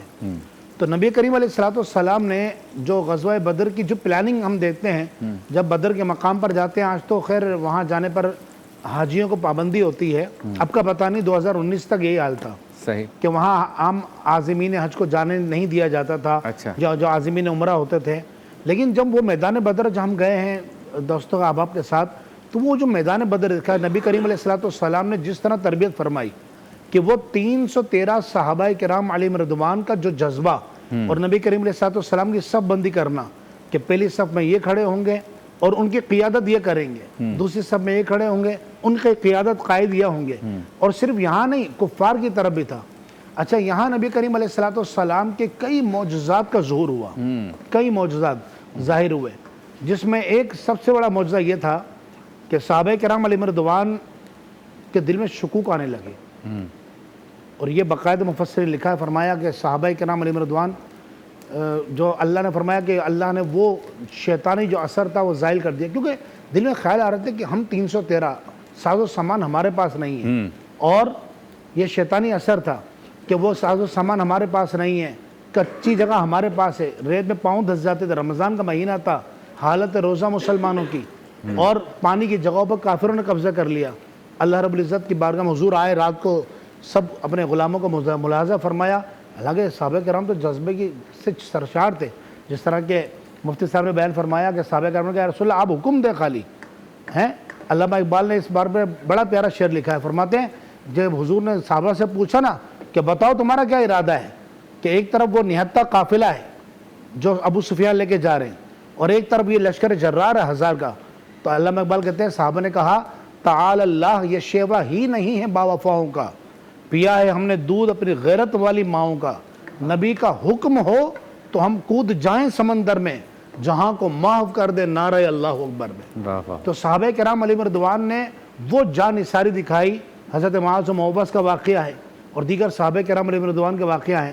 حتیٰ کہ ایک موقع پر ایسا ہوا کہ ایک اطلاع پہنچی، اچھا جاسوسی کا نظام بھی بڑا زبردست تھا. ایک اطلاع پہنچی کہ کرز بن جابر یہ کافر تھا کہ یہ 1000 کا مزید لشکر لے کر آ رہا ہے. اچھا. تو صحابہ کرام میں تشویش پھیل گئی. نبی کریم علیہ السلام کے قلب اتھر پر قرآن میں آیت نازل ہوئی اور اللہ رب العزت نے فرمایا محبوب آپ گھبرائیں نہیں، اللہ رب العالمین 1000 فرشتوں کو لشکر بھیجے گا، پھر مدد آئے گی ان کافروں کو، اللہ مزید 3000 نازل فرمائے گا. حالانکہ فرشتوں کی شان یہ ہے کہ ایک فرشتہ سارے کافروں کو ہلاک کرنے کے لیے کافی ہے. علماء نے لکھا کہ جب قوم لوط کو تباہ کیا تو تنہا جبریل امین نے ایک پر پہ اٹھا کر پوری بستی کو، حالانکہ وہ 5 لاکھ افراد پر مشتمل تھی. تو مفسرین فرماتے ہیں کہ ایک پر پہ جبریل امین نے اٹھایا اس بستی کو اور آسمان کی بلندی تک لے گئے، اور اتنی بلندی تک لے گئے کہ فرشتوں نے ان کے جانوروں کی آوازیں سنی اور وہاں سے زمین کی طرف پٹک دیا. تو یہاں فرشتوں کو کیوں بھیجا گیا 5000 فرشتوں کو کہ جبریل امین کی قیادت میں، فرمایا تاکہ ظاہر ہو جائے کہ اللہ کے محبوب علیہ السلام کے دامن اقدس سے وابستہ ہوئے اللہ نے رسول اللہ کی صدا پر 5000 فرشتوں کو نازل فرمایا. اور شاعر نے یہاں، بس میں آخری بات کہہ کے ختم کروں گا، شاعر نے کہا بات حقیقت یہی ہے کہ دامن مصطفیٰ سے جو لپٹا یگانہ ہو گیا اور جس کے حضور ہو گئے اس کا زمانہ ہو گیا. کیا بات ہے، سبحان اللہ ماشاء اللہ. چلیں جی جلدی جلدی بتائیے، آپ نے آئل کے اندر ڈالی پیازیں. پیاز سے پہلے ہم نے ڈالا جو ثابت گرم مسالہ، اس میں تھی لونگ، الائچی، کالی مرچ اور دال چینی. اور پیاز کو براؤن کیا؟ ڈالی، ہاں پیاز کو تھوڑا براؤن کر لیا. اس کے بعد چکن ڈالی اور اب ادرک لہسن کا پیسٹ ڈالا اس میں. اس کو ہم نے بھون رہے ہیں، تھوڑا سا پانی ڈالیں گے تاکہ پیاز نہ جلے. اور اس کو ابھی ہم نے بھوننا ہے، اچھی طرح بھوننا ہے، اور ہم نے جانا ہے بریک کی جانب تاکہ یہ بھن جائے، تاکہ واپس آ کے دیکھیں گے یہ بھنا کیسے ہے. صحیح. اور نہیں بھنا ہوگا تو پوچھیں گے کیوں نہیں بھنا. سب بریک کے بعد. نور سے جڑنے کی یہ سوغات ہے، آسمان سے نور کی برسات ہے، نور رحمان عشق رمضان. خوش آمدید. مزیدار سحری میں ہریالی چکن خوشبو آنا شروع ہو گئی ہے. جی بھن گیا یہ بھن گیا ہے. دیکھیں اس کا کلر بھی ہے، اچھی طرح سے ہم نے فرائی کیا ہے. آپ نے کسوری میتھی تو نہیں ڈالی تھی؟ کسوری میتھی اس میں ڈالی ہے. ہاں، کسوری میتھی، نمک ڈالا ہے، کسوری میتھی، زیرہ پاؤڈر اور گرم مسالہ پاؤڈر یہ ہم نے ایڈ کر دیا. اس کو بھون لیا. دیکھیں ریڈش ہونا شروع ہو گئی ہے. اب یہ کسوری میتھی کا کلر بھی آتا ہے اور خوشبو بھی آتی ہے. اچھا یہ اب ہم وہ جو گرین پیسٹ ہم نے بنایا تھا، دوبارہ بتا دیے کیسے بنا تھا یہ. اس کے اندر جو ہے 1 گڈی ہرا دھنیا ہے، 1 گڈی پودینہ، 4 سے 5 ہری مرچیں اور 200 گرام دہی، اور اس کو بلینڈر میں بلینڈ کر کے پیسٹ بنا دیں. ٹھیک ہو گیا. اب اس کو ہم اچھی طرح بھونیں گے اور پانی ایڈ کریں گے چکن کو گلانے کے لیے. ٹھنڈا ہو گیا سارا معاملہ, وہ بھی ہو جائے گا. اچھل کود تھی نا سب صحیح ہو گئی. ابھی 2 منٹ میں سب دوبارہ شروع ہو جائیں گے. کیا بات ہے. اچھا جی, آج ہم ترتیب کو تھوڑا سا تبدیل کرتے ہیں. پہلے کرتے ہیں ہم کام کی بات, پھر کچھ دیر کے بعد کریں گے اللہ کے ولی. ٹھیک ہے, تو یہ سیگمنٹ اس لیے ہوتا ہے کہ تاکہ ہم خود بھی اور ہمارے دیکھنے والوں کو بھی بتا سکیں کہ زندگی تو گزر رہی ہے اور کبھی کبھی سوچنے کا موقع بھی نہیں ملتا, سنبھلنے کا موقع بھی نہیں ملتا. تو الرٹ کرنا ہوتا ہے کہ یہ کام کی ایک بات ہے, یہ آپ کو الرٹ کر رہی ہے کہ ذرا ادھر بھی دھیان کریں. تو چلتے ہیں اس سیگمنٹ کی جانب جس کا نام ہے کام کی بات. صدقہ لینے نور کا آیا ہے تارا نور کا. آج کام کی بات یہ ہے علماء کرام کی اجازت سے کہ علماء سے متعلق گفتگو کرتے وقت دائرہ ادب میں رہا کریں. یہ بات میں اس لیے کہہ رہا ہوں کہ ایک روایت میری نظروں سے گزری جس کا مفہوم یہ ہے کہ اگر رب تعالی کسی بندے کے نصیب میں, قسمت میں, جو بھی آپ الفاظ استعمال کریں, بدبختی لکھ دیتا ہے تو اس کے منہ سے علماء کی تضحیک آمیز جملے اور گفتگو جاری فرما دیتا ہے. یعنی اگر آپ دیکھیں نا, کوئی شخص روز, ہفتہ وار, ماہانہ کوئی موقع نہیں چھوڑتا کہ بس کوئی عالم دین, کوئی مولوی, کوئی مسجد کا امام, کوئی اسکالر, کوئی مفتی جس کی میں تضحیک کر سکوں, بے عزتی کر سکوں, وہ کر رہا ہو تو سمجھ لیں کہ اس کے نصیب میں بدبختی لکھی جا چکی ہے. ہم اکثر یہ دیکھتے ہیں کہ لوگ اپنے مسجد کے یا محلے کی مسجد کے امام سے متعلق, جو کہ عالم دین ہوتا ہے, بڑی الٹی سیدھی باتیں کرتے ہیں اور پھر اس کے پیچھے نماز بھی کبھی پڑھ لیتے ہیں. ان کو یہ سوچنا چاہیے کہ یہ امام ہم میں سے بہت سے لوگوں سے بہتر ہے. یہ سوچنا چاہیے کہ وہ امام ہے اس لیے کہ ہم میں سے بہت سے مقتدیوں سے وہ بہتر ہے. ہمیں درود شریف سے ہی پڑھنے نہیں آتا, سورہ فاتحہ سے ہی پڑھنے نہیں آتی, اور ہم جو ہے وہ گفتگو کرتے ہیں پان کی کیبن پہ کھڑے ہو کے کہ فلاں مفتی صاحب نے یہ فتویٰ غلط جاری کر دیا. ہمیں وضو اور غسل کے فرائض کا پتہ نہیں ہے, اور ہم تنقید کس پہ کرتے ہیں؟ بڑے بڑے مفتیان کرام جنہوں نے 100 کتابیں لکھی ہیں. تو آج یہ بات کرنے کا مقصد یہ کہ رمضان المبارک میں یقیناً نیکیوں کا ایک روحانی ماحول ہوتا ہے اور بندہ خود کو سدھارنے کی کوشش کرتا ہے. تو کام کی بات یہ ہے کہ عذراء کرم اگر عالم دین یا علماء کرام, مفتیان کرام, یا جو مساجد کے امام ہیں, اسکالرز ہیں, جو اسلامیات پڑھا رہے ہیں, وہ اساتذہ بھی, ان سب کے بارے میں جب گفتگو کریں تو یہ سمجھ لیں کہ بہت احتیاط کرنی ہے.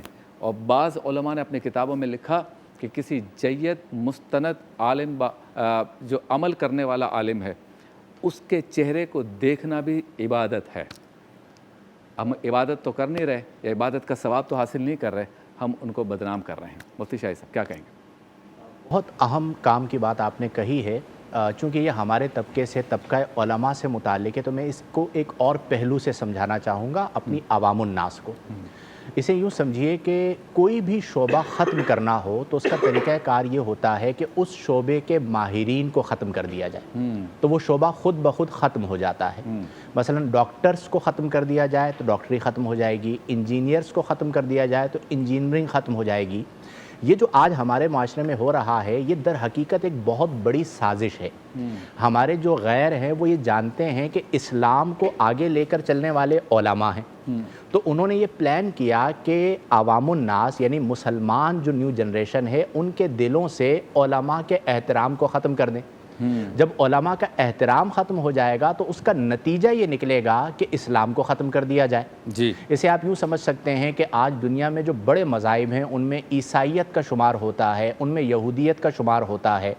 آپ دیکھیں کہ عیسائیت میں آج بھی ان کے جو مذہبی پیشوا ہیں ان کا احترام کس قدر ہے, یہودیت میں جو ان کے مذہبی پیشوا ہیں ان کا احترام کس قدر ہے. تو مسلمانوں کو یہ سمجھنا چاہیے کہ جو ہمارے معزز علماء کرام ہیں ان کی بقا سے بقائے اسلام ہے. اور یہ ایک سازش کے تحت, خاص طور پر آپ نے سوشل میڈیا پہ دیکھا ہوگا کہ ایک طبقہ آ کے بیٹھ جاتا ہے اور وہ علماء کے حوالے سے گفتگو کرنا شروع کر دیتا ہے تاکہ عوام الناس کے دلوں میں علماء کی قدر کم ہو جائے. علماء وہ ہیں جن کے لیے قرآن میں اللہ نے فرمایا کہ انما یخشى اللہ من عبادہ العلماء, کہ اللہ تعالیٰ کے بندوں میں اس سے ڈرنے والے علماء ہی ہیں۔ پھر نبی کریم علیہ افضل الصلاۃ والتسلیم نے فرمایا کہ العلماء ورثۃ الانبیاء، کہ جو علماء ربانیین ہیں وہ انبیاء کے وارث ہیں۔ تو جب ہم ان کا احترام کرتے ہیں، حتیٰ کہ نبی کریم نے ایک موقع پر یہ ارشاد فرمایا کہ فضل العالمی علی العابدی کا فضلی علی ادناکم، کہ عالم کی فضیلت عام آدمی پر نہیں، عابد پر ایسی ہے جیسا کہ میری فضیلت تم میں سے کسی ادنا پر ہے۔ تو جب نبی کریم صلی اللہ علیہ وسلم ایک عالم کے فضل کو اس قدر بیان کر رہے ہیں تو ہمیں اس بات کو سمجھنا بھی چاہیے اور اس بات کا ادراک کرنا چاہیے کہ ہمارے علماء ہمارا اثاثہ ہیں۔ جب وہ ہمارا اثاثہ ہے تو ان کی تکریم، تعظیم، احترام ہم پر لازم ہے، اسی سے ہمارے مذہب کی بقا ہے۔ اور یہ تو بات ان کی ہو رہی ہے جو عالم بن چکے ہیں۔ ہمارے ہاں تو ایسی روایات موجود ہیں کہ کوئی علم دین پڑھنے کے لیے گھر سے نکلتا ہے تو 2 فرشتے اس کے ساتھ لگا دیے جاتے ہیں جو اس کی حفاظت اور فرشتے جو ہیں، فرشتے طالب علم کے قدموں کے نیچے اپنے پروں کو بچھا دیتے ہیں۔ ابھی وہ عالم بنا نہیں ہے جس کی ہم فضیلت بیان کر رہے ہیں، ابھی تو بننے کے لیے جا رہا ہے۔ تو سوچئے کہ ہم کیا کر رہے ہیں۔ ہاں جی، وہ بھی سوچیں گے، یہ بھی سوچیں۔ مرغی کا کیا ہوا؟ مرغی ابھی گلی نہیں ہے۔ گلی نہیں ہے؟ نہیں۔ کرتے ہیں اس کا علاج۔ اچھا مدنی رضا صاحب، آپ بھی کچھ اضافہ کر دیں اس میں۔ بسم اللہ الرحمن الرحیم۔ نبی کریم علیہ الصلوۃ والسلام نے ارشاد فرمایا کہ تم صبح اس حال میں کرو کہ تم عالم دین ہو، اگر یہ نہیں کر سکتے تو کم از کم طالب علم ہو جاؤ، اگر یہ بھی نہیں کر سکتے تو علماء سے محبت کرنے والے بن جاؤ، 5ویں مت بننا ورنہ ہلاک ہو جاؤ گے۔ یہ ہلاکت کی وجہ کیا ہے؟ وہ یہی ہے۔ اسی طریقے سے نبی کریم علیہ الصلوۃ والسلام کا ایک اور فرمان ہے کہ آخری دور کے اندر علم کو اٹھا لیا جائے گا، اور علم کا اٹھانا اس طریقے سے نہیں ہوگا کہ علم لوگوں کے سینوں سے کھینچ لیا جائے گا، بلکہ علماء جو ہے وہ جلدی جلدی فوت ہوں گے، پھر لوگ جاہلوں کو اپنا رہنما بنائیں گے، اور وہ جاہل جو ہے وہ خود بھی گمراہ ہوں گے اور عوام کو بھی گمراہ کریں گے۔ وہ جاہل علماء کے سامنے بیٹھ کے یہ کہیں گے کہ آپ سے زیادہ مجھے پتہ ہے۔ ہاں، اب یہ علماء کی تحقیر کی ایک سب سے بڑی جو وجہ ہے نا، وہ جو تحقیر کرنے والے لوگ ہوتے ہیں وہ اصل میں معاشرے میں کچھ اپنے طور پر مقام حاصل کر لیتے ہیں دوسری فیلڈ کے اعتبار سے، ڈاکٹر بن گئے، انجینئر بن گئے، اور پھر جو ہے نا انہوں نے مقام ایک حاصل کر لیا۔ خاندان کے اندر تھوڑا سا ان کی جو ہے نا وہ مشورہ لے لیا جاتا ہے کہ خاندانی اعتبار سے وہ سمجھدار ہے، پورے خاندان میں ایک ہی سمجھدار ہوتا ہے تو وہی سمجھتا ہے کہ میں ہر چیز کے اندر جو ہے نا وہ اپنی ٹانگ اڑا سکتا ہوں، تو وہ یہ سمجھتا ہے کہ اب میں قرآن اور حدیث کے اندر بھی کلام کر سکتا ہوں، کیونکہ میں نے حدیث کی کچھ کتابیں بھی پڑھی ہیں، میں نے کچھ سیرت کی کتابیں بھی پڑھی ہیں۔ علماء کسی مسئلے کا استدلال کرتے ہیں تمام احادیث کو دیکھ کر، اور یہ شخص جو ہے وہ ایک بخاری سے ایک حدیث نکالے گا اور کہے گا کہ میرے نزدیک مسئلہ یہ ہے، یا پھر علماء کو کیا پتا، یا پھر اپنے مطلب کی احادیث ادھر ادھر سے چن کے وہ بھی ایک آج سلسلہ کل چل تو رہا ہے۔ مفتی گوگل اور مفتی فیس بک بھی موجود ہیں، تو وہاں سے مسئلے پوچھیں گے، وہاں سے تھوڑی سی ریسرچ کر لیں گے اور پھر علماء کے سامنے آ کر کہیں گے کہ آپ ہمیں مسئلہ بتائیں۔ بہت خوب۔ تو یہ عموماً اس وجہ سے یہ رویہ ہمارے یہاں پر بہت اختیار کیا جاتا ہے۔ مفتی اسحاق صاحب جلدی سے بتائیے، لفظ فرقان، چونکہ یوم الفرقان غزوہ بدر کا تذکرہ ہو رہا ہے، لفظ فرقان کا کیا مطلب ہے؟ بسم اللہ الرحمن الرحیم۔ لفظ فرقان قرآن پاک میں استعمال ہوا، اس کا معنی ہے حق و باطل کے درمیان فرق کرنے والا۔ تو جب ظاہر ہے کہ یہ مارکہ وہ تھا کہ جس کے بعد ایک لائن جو ہے وہ ڈرا ہو گئی تھی کہ یہ حق ہے اور یہ باطل ہے، اور بالکل معاملہ کلیئر ہو گیا تھا، اس وجہ سے اس کو یوم الفرقان کہا گیا۔ 1 منٹ اگر ہو تو میں اس سے بات کر لوں۔ امام شافعی رحمۃ اللہ تعالیٰ علیہ کا قول یہ منسوب ہے آپ کی طرف، فرماتے ہیں کہ جب میں نے کسی عالم سے علمی مذاکرہ کیا، اس سے بات چیت کی تو میں اس پر غالب آ گیا، اور جب کسی جاہل نے مجھ سے کسی معاملے میں بحث کی تو وہ مجھ پر غالب آ گیا۔ تو میں سمجھتا ہوں کہ یہ جو آج علماء کی تحقیر والا معاملہ ہے نا، اس کی ایک وجہ میں یہ سمجھتا ہوں کہ یہ بھی ہے کہ علماء نے اپنے ذاتی معاملات کو سوشل میڈیا پہ لے کر کے آ گئے، تو اس کی وجہ سے لوگ جری ہو گئے ہیں ان کے بارے میں بات کرنے کے لیے۔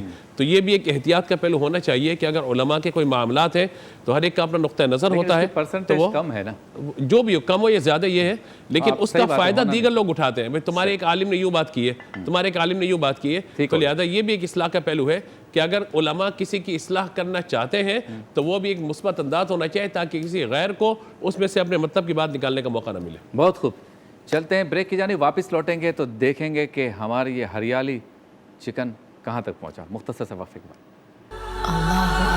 نور سے جڑنے کی یہ سوغات ہے، آسمان سے نور کی برسات ہے، نور رحمان عشق رمضان۔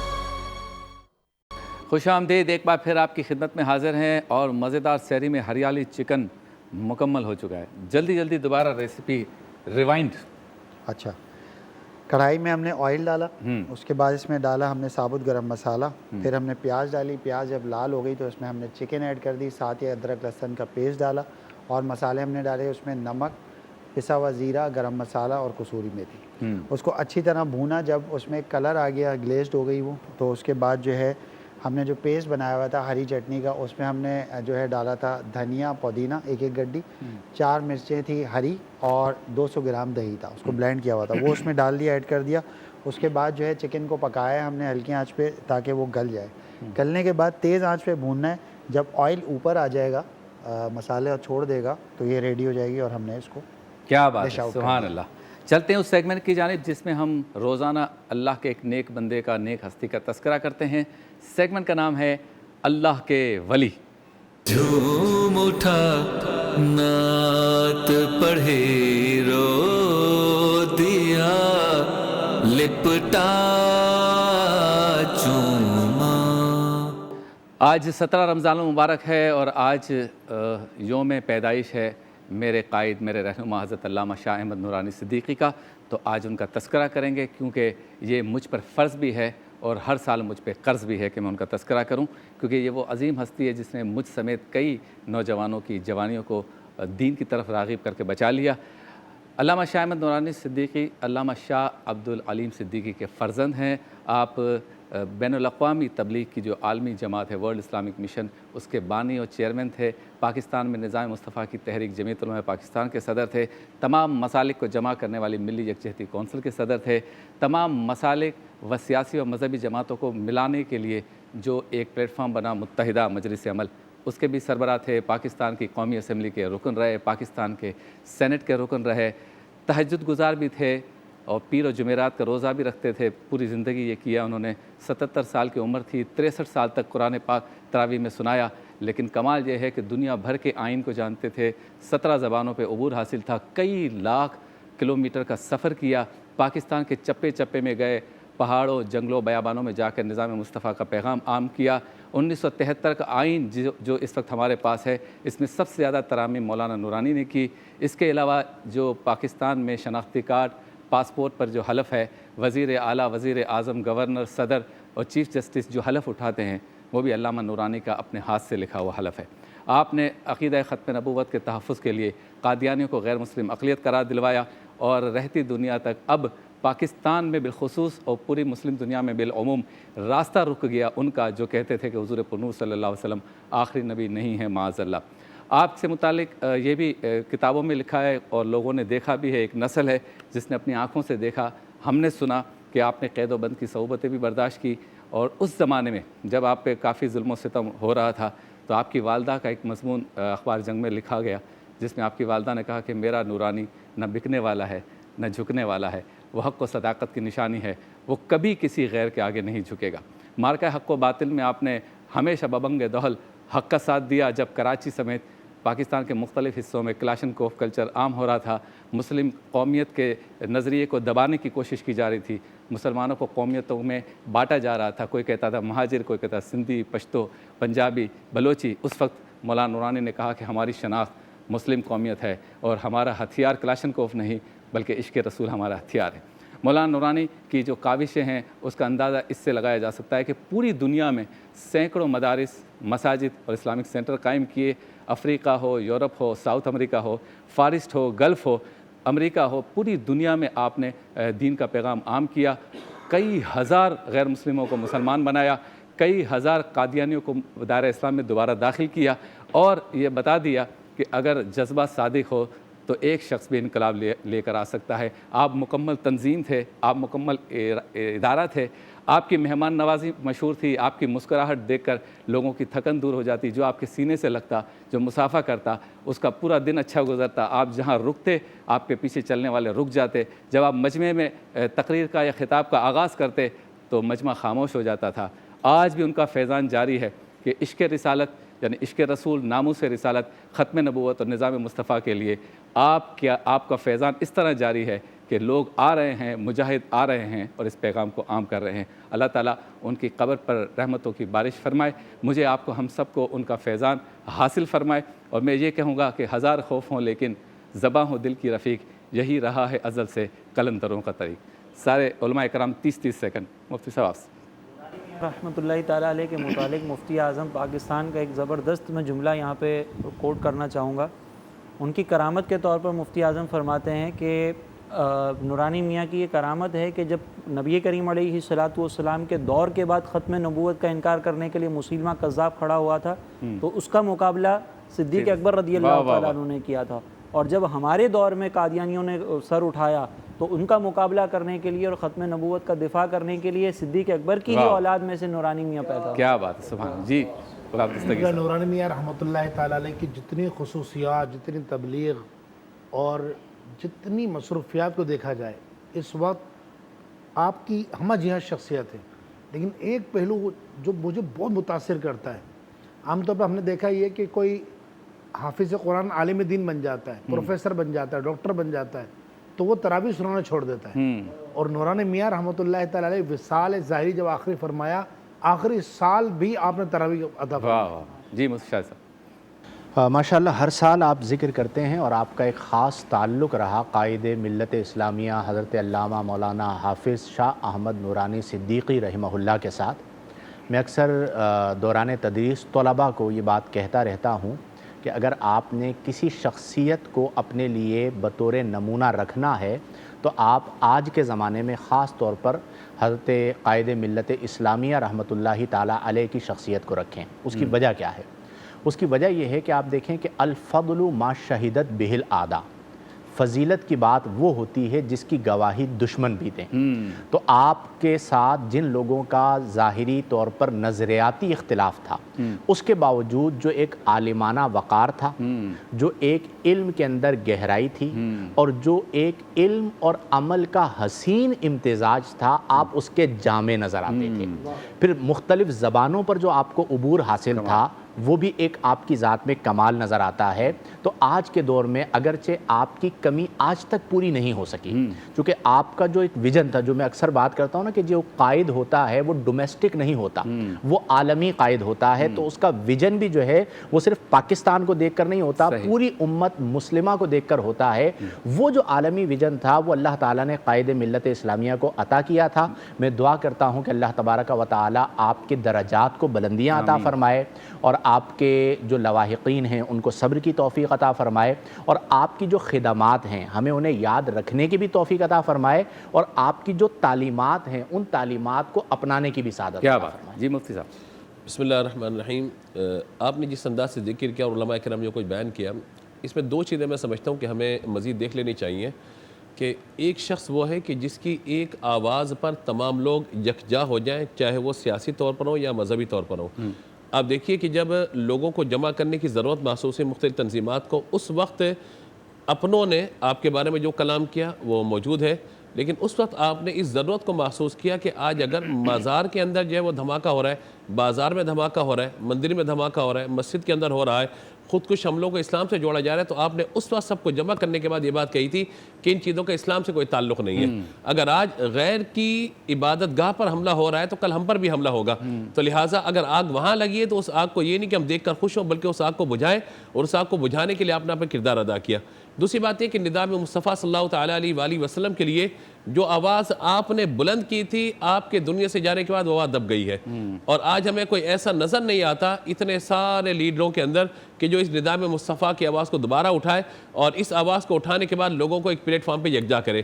تیسری گزارش میں یہ کرنا چاہتا ہوں کہ جو لوگ اللہ تبارک و تعالیٰ کی طرف سے اس انعام سے فیض یافتہ ہوئے کہ انہیں قرآن ملا, آج بہت اچھے قاری آپ کو قرآن پڑھنے والے ملیں گے, مگر علماء میں اگر آپ کو اچھے لحن کے ساتھ, اچھے لہجے کے ساتھ اگر کہ قرآن کا قاری نظر آتا ہے یا عالم دین نظر آتا ہے جو اسمبلی میں تقریر کرے تو کوئی جواب نہ دے سکے, جلسوں کے اندر بیانات کرے تو اپنے مسلک کے ساتھ مذہب کی ترجمانی بھرپور طریقے سے کرے, دنیا بھر کے پلیٹ فارم پر اگر پاکستان کی بات کریں تو بھرپور انداز سے مقدمہ لڑے, اور اگر قرآن کی تلاوت کرنے کا موقع ہے تو تراویح میں بھی اور پھر تہجد میں بھی قرآن پاک سنائے, اور اس لحن کے ساتھ سنائے کہ پیچھے حافظوں کی لائن کھڑی بھی ہو مگر کوئی آپ کے تلفظ پر یا آپ کے لہجے پر کوئی آپ کی غلطی نہ نکال سکے. تو یہ اوصاف ہیں جو اللہ تعالیٰ نے آپ کو عطا فرمایا. سبحان اللہ, ماشاءاللہ. اور آج کل جو کہ کرپشن کا دور ہے اور تھوڑی دیر میں ہی الزام لگ جاتا ہے لوگوں پہ.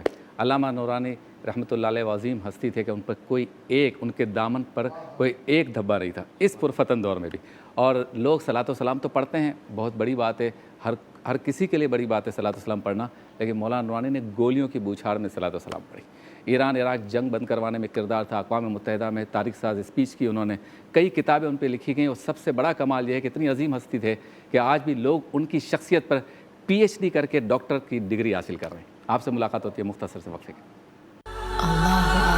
نور سے جڑنے کی یہ سوغات ہے، آسماں سے نور کی برسات ہے، نور رحمان عشق رمضان۔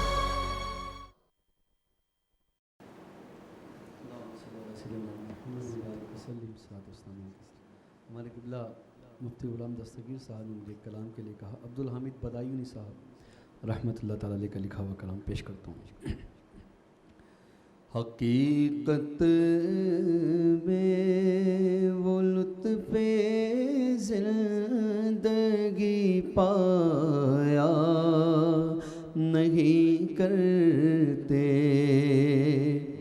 حقیقت میں وہ لطف زندگی پایا نہیں کرتے، جو یاد مصطفیٰ سے دل کو بہلایا نہیں کرتے، جو یاد مصطفیٰ سے دل کو بہلایا نہیں کرتے،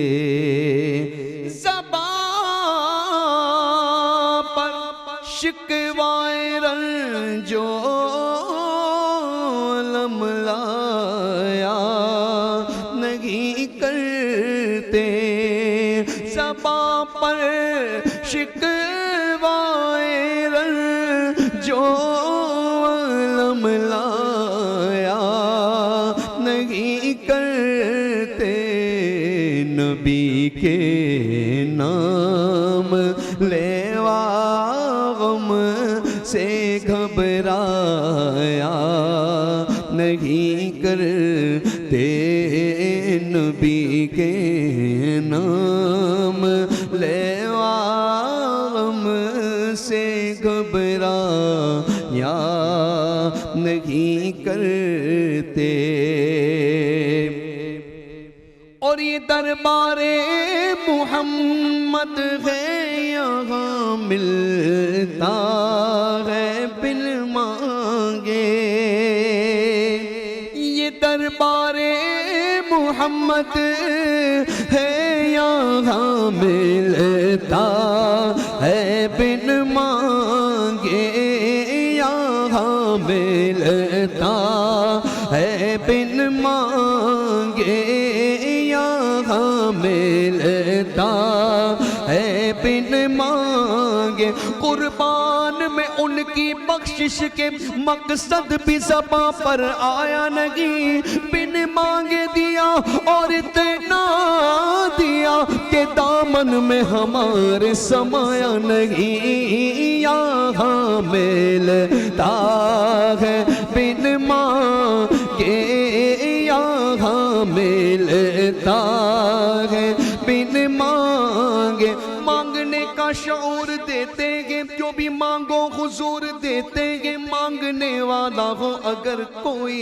میرے آقا ضرور دیتے گے، ہم نیازی کسی سے کیوں مانگے، ارے ہم کو سب کچھ حضور دیتے ہیں، یہاں ملتا ہے بن مانگے، یہاں ملتا ہے بن مانگے، سرکار ہم گواروں میں طرز ادب کہاں،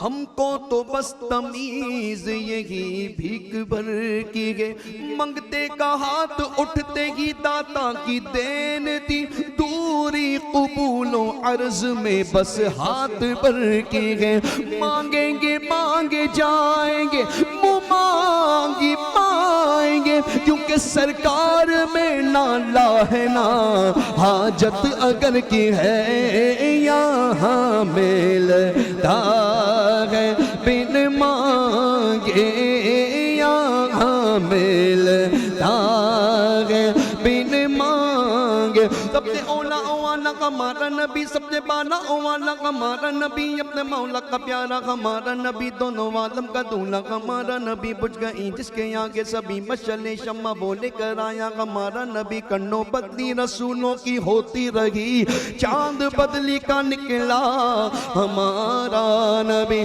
کون دیتا ہے دینے کو منہ چاہیے ارے دینے والا ہے سچا ہمارا نبی یہاں ملتا ہے بن مانگے یہاں ملتا ہے بن مانگے ارے ناداں یہاں دامن کو پھیلایا نہیں کرتے محمد مصطفیٰ کے باغ کے سب پھول ایسے ہیں باغ جنت کے ہیں بغیر مدح خان اہل بیت تم کو مژدہ نار کا ہے دشمنان اہل بیت ان کی پاکی کا خدا ہے پاک کرتا ہے بیان آیا تطہیر سے ظاہر ہے شان اہل بیت جن کے گھر پر بے اجازت جبرائیل آتے نہیں ارے قدر والے جانتے ہیں قدر و شان اہل بیت محمد مصطفیٰ کے باغ کے سب پھول ایسے ہیں جو بن پانی کے تر رہتے ہیں مرجھایا نہیں کرتے جو ان کے دامن رحمت سے وابستہ ہے اے حامد اسی کے سامنے دامن کو پھیلایا نہیں کرتے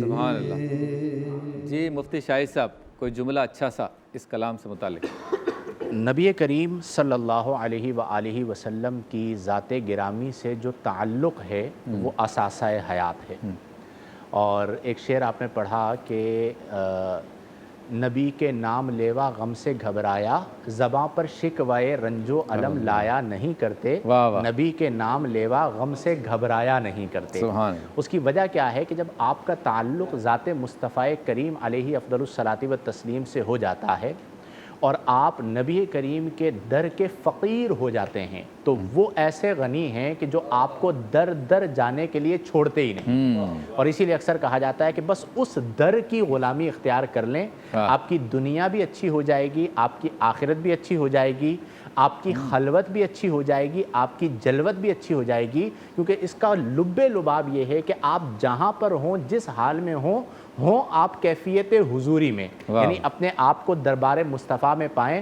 تو پھر آپ کی توجہ کسی اور جانب جا ہی نہیں سکتی کیا بات ہے آپ سے ملاقات ہوتی ہے مختصر سے وقفے کے بعد نور سے جڑنے کی یہ سوغات ہے آسمان سے نور کی برسات ہے نور رحمان عشق رمضان خوش آمدید سحری ہو رہی ہے یہاں پر اور پاکستان کے تقریباً تمام شہروں میں سحری ہو رہی ہے کچھ جگہوں پر آخری منٹس ہیں تو دوران سحری ہمارا سیگمنٹ ہوتا ہے جو مفتی محمد اسحاق مدنی صاحب کرتے ہیں اور اس میں شرعی مسائل کا حل بتاتے ہیں آج نکاح سے متعلق کچھ گفتگو کریں گے سیگمنٹ کا نام ہے بہار شریعت ہوٹ بھی نقش قدم بن گئے اتنا چوما اللہ الرحمن الرحیم اللہم رب اشرح لی صدری ویسر لی امری واحلل عقدۃ من لسانی یفقہوا قولی واجعل لی وزیرا من اہلی۔ آج نکاح سے متعلق ہم گفتگو کریں گے۔ نکاح حضور صلی اللہ تعالیٰ علیہ وآلہ وسلم کی سنت ہے۔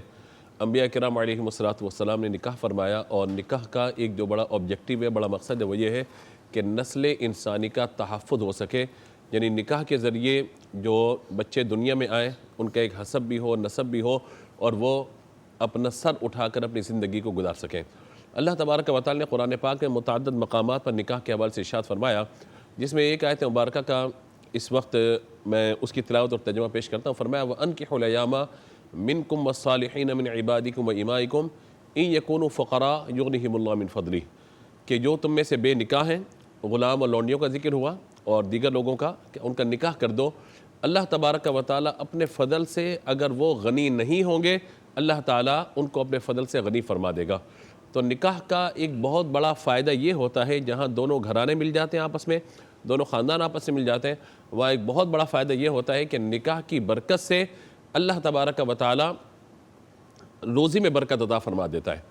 اور حضور صلی اللہ تعالیٰ علیہ وآلہ وسلم کے فرامین، جن میں رحمت عالم صلی اللہ تعالیٰ علیہ وآلہ وسلم نے فرمایا کہ نکاح کرو، النکاح من سنتی، نکاح میری سنت سے ہے، اور دوسری روایت میں فرمایا فمن رغب عن سنتی فلیس منی، کہ جو شخص نکاح نہ کرے وہ میری سنت پر نہیں، یعنی میرے طریقے پر نہیں ہے۔ تو لہذا بہت ضروری ہے کہ وہ بچیاں جو ایک مناسب عمر کو پہنچ جائے اور ان کا جوڑ مل جائے تو وقت پر نکاح کرنا بہت زیادہ ضروری ہے۔ آج ہم یہ دیکھتے ہیں کہ اس معاملے میں کچھ غفلت نظر آتی ہے، یا ہمارا معاشرتی ایشو سمجھ لیجئے یہ کہ بچے ابھی پڑھ رہی ہے، وہ پڑھتے 25 28 30 سال 32 سال تک وہ پڑھ لیے بیچاری ابھی تک، اور ادھر سے وہ لڑکا پڑھ رہا ہے، ابھی اچھی جاب ملے گی تو کرے گا، اور وہ بیچارہ 40 سال 42 سال کی عمر کو پہنچ جاتا ہے اور نکاح ہی نہیں ہوتا۔ ظاہر ہے کہ رشتے آنے کی ایک عمریں ہوتی ہیں، چاہے وہ بچوں کے لیے ہو یا بچیوں کے لیے ہو، تو ظاہر ہے کہ مناسب عمر میں نکاح کا ہو جانا یہ بہت ہی بہتر ہوتا ہے۔ اب نکاح کے حوالے سے ایک بات اور سمجھ لیجئے گا کہ نکاح کا ایک بڑا مقصد جو قرآن پاک نے بیان فرمایا وہ کیا ہے، کہ نکاح کی برکت یہ ہوتی ہے ازواجا لتسکنوا الیہا وجعل بینکم مودۃ ورحمہ۔ غیر لڑکا لڑکی غیر محرم آپس میں مل رہے ہیں، بات چیت کریں گے، اس میں ان کی کوئی زندگی نہیں ہے، صرف اور صرف بدنامی ہے، نامحرم سے ملنا، یہ سب چیزیں۔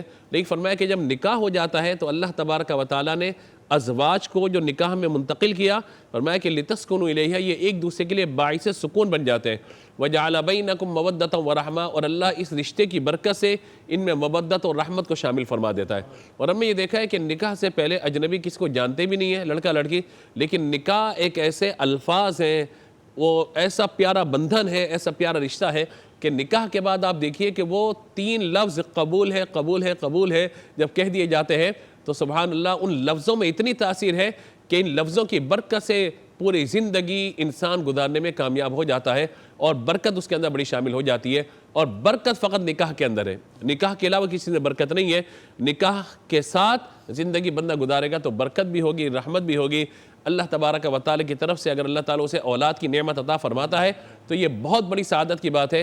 اس لیے فرمایا گیا کہ جس عورت سے نکاح کرنا چاہ رہے ہو اس کو ایک مرتبہ پہلے دیکھ لو۔ دیکھنے کا مطلب یہ نہیں کہ آئیے ٹرے لے کر آئیے، سجائیے، سکون سے بیٹھیے، گپے ماریے، دیکھیے، اس کے بعد نمبر لے لیجئے، پھر رابطہ کیجئے، پھر ذہنی ہمانگی کیجئے، یہ کوئی نہیں ہے اسلام کے اندر۔ ایک نظر دیکھنے کا حکم ہے کہ بس ایک نظر دیکھ لیا جائے تاکہ جو ہے وہ معاملہ بہتر ہو جائے کہ کیا ہے کیا نہیں ہے، یعنی لڑکی آپ کو پسند آ جائے یا کسی قابل اعتماد خاتون کو بھیج کے، بہن ہے، بھابھی وغیرہ یا والدہ وغیرہ، تو وہ دیکھ کر انتخاب کریں۔ تیسری بات یہ ہے کہ جس عورت سے آپ نکاح کرنا چاہ رہے ہیں اس کا کریکٹر کیا ہے، اس کا کردار کیا ہے، اس کی تعلیم کیا ہے، اس کی دینداری کیا ہے، اس کا حسب نسب کیا ہے، ان تمام چیزوں کو دیکھنے کی بھی ضرورت ہے۔ اور یہی اس کا عکس لڑکے کی طرف بھی ہونا چاہیے۔ ہمارے یہاں فقط یہ دیکھا جاتا ہے کہ لڑکا کتنا کماتا ہے، کیا ہے کیا نہیں ہے، تو اسی پر بات جو ہماری مکمل ہو جاتی ہے۔ ایسا نہیں ہونا چاہیے، بلکہ دونوں طرف سے بیلنس ہونا چاہیے کہ لڑکے کی ایک دینی تعلیم کتنی ہے، دنیاوی تعلیم کتنی ہے، اس کا عقل و شعور کا معاملہ کیا ہے، خاندانی بیک گراؤنڈ کیا ہے، اسی طریقے سے لڑکی کی طرف بھی ان چیزوں کو دیکھنے کی ضرورت ہے۔ ہم انشاءاللہ اسی موضوع کو کنٹینیو کریں گے کہ نکاح بعض اوقات حرام ہوتا ہے، بعض اوقات فرض ہو جاتا ہے، بعض اوقات مستحب ہوتا ہے، بعض اوقات سنت مؤکدہ ہوتا ہے، بعض اوقات مکروہ تحریمی ہوتا ہے۔ نکاح کی بہت ساری صورتیں ہیں، ہم کوشش کریں گے 2-3 دن اس پہ بات کرنے کے بعد پھر حق مہر ہے، حقوق زوجین، انشاءاللہ ان تمام چیزوں کو لے کر کے چلیں گے کیونکہ یہ ہمارے معاشرے کی ضرورت ہے اور ہر گھر کی ضرورت ہے۔ انشاءاللہ اس پر ہم مزید کلام کریں گے کل انشاءاللہ۔ اللہ تعالی ہم سب کو عمل کی توفیق عطا فرمائے۔ سبحان اللہ، بہت خوب کلام کیا۔ اور لاہور اس کے مضافات میں اذان فجر میں یا انتہائی سحر میں کچھ وقت باقی ہے، اس وقت تک ایک کلام سنتے ہیں۔ جی بسم اللہ۔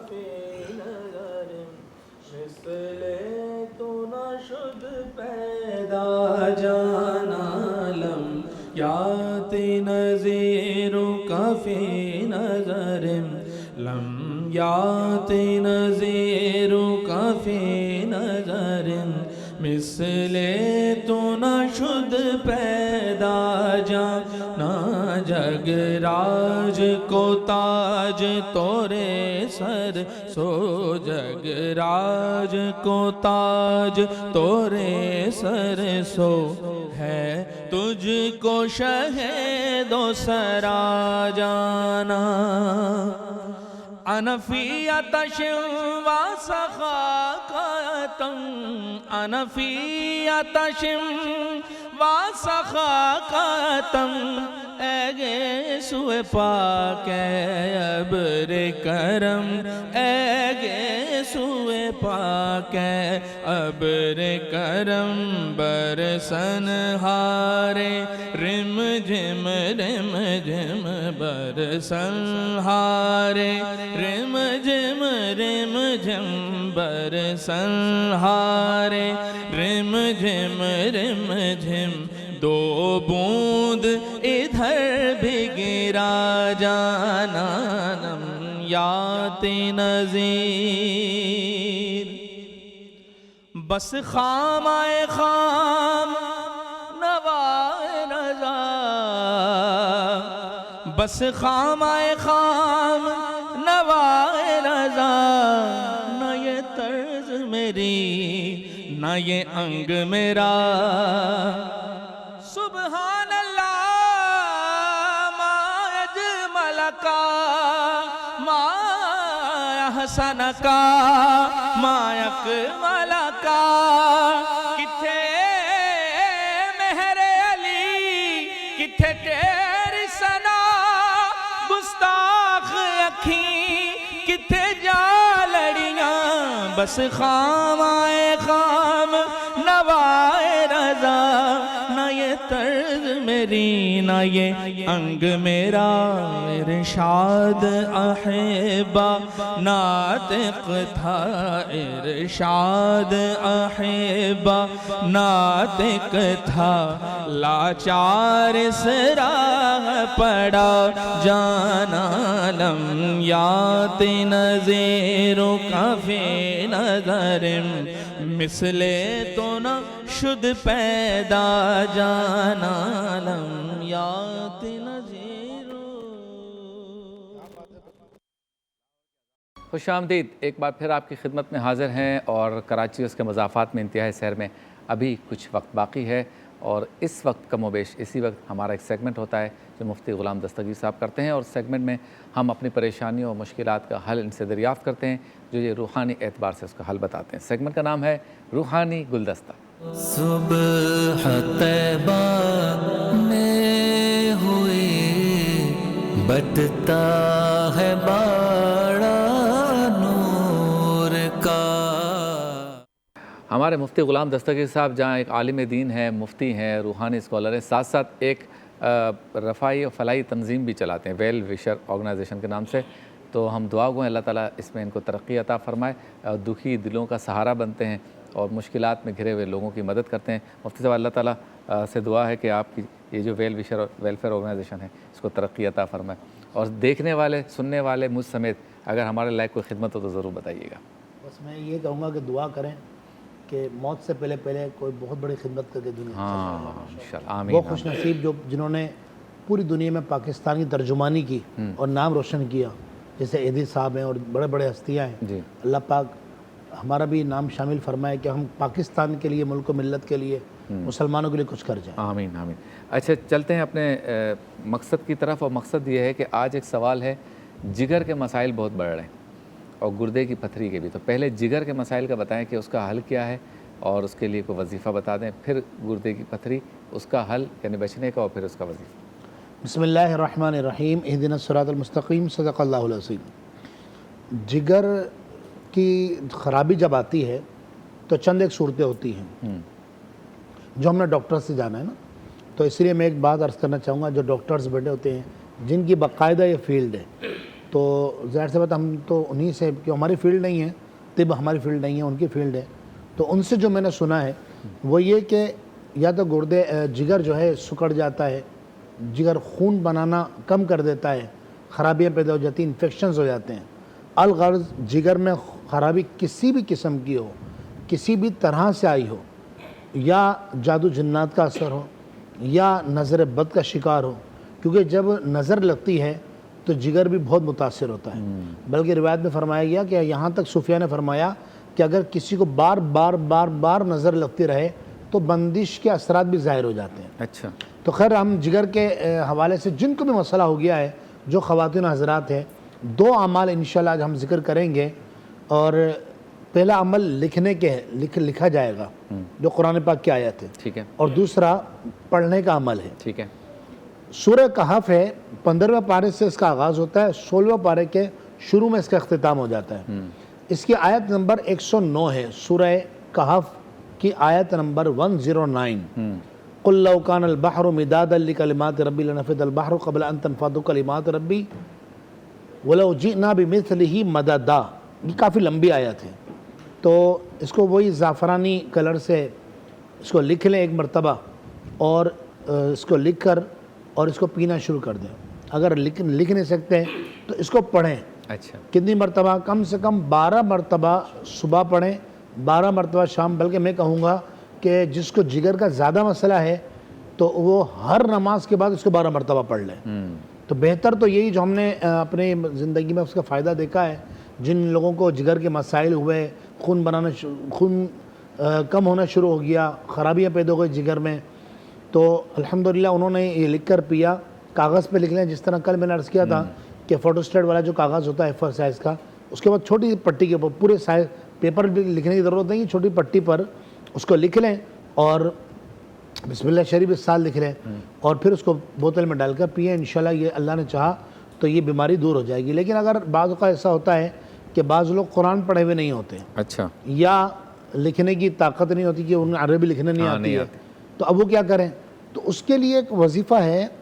بلکہ صوفیہ نے تو یہاں تک فرمایا کہ جو سورہ کہف کی آیت نمبر 109 ہے نا، اس کا خلاصہ اگر دیکھا جائے نا، خلاصہ، تو اس کا پورا خلاصہ یہ ہے کہ اللہ کا نام ہے علیم. بس اس پوری آیت کا خلاصہ یا علیموں کے اندر ہے. واہ واہ. اللہ کا یہ اسم ہے یا علیموں.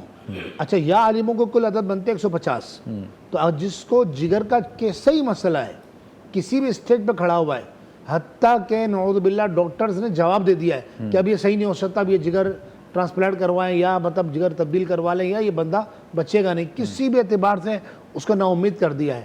تو پہلی بات، ہمیشہ جتنے اس وقت دیکھ رہے ہیں، میں ان کو عرض کر دوں کہ اللہ کی ذات سے کبھی نا امید نہ ہو. یہ رب کا وعدہ ہے قرآن میں.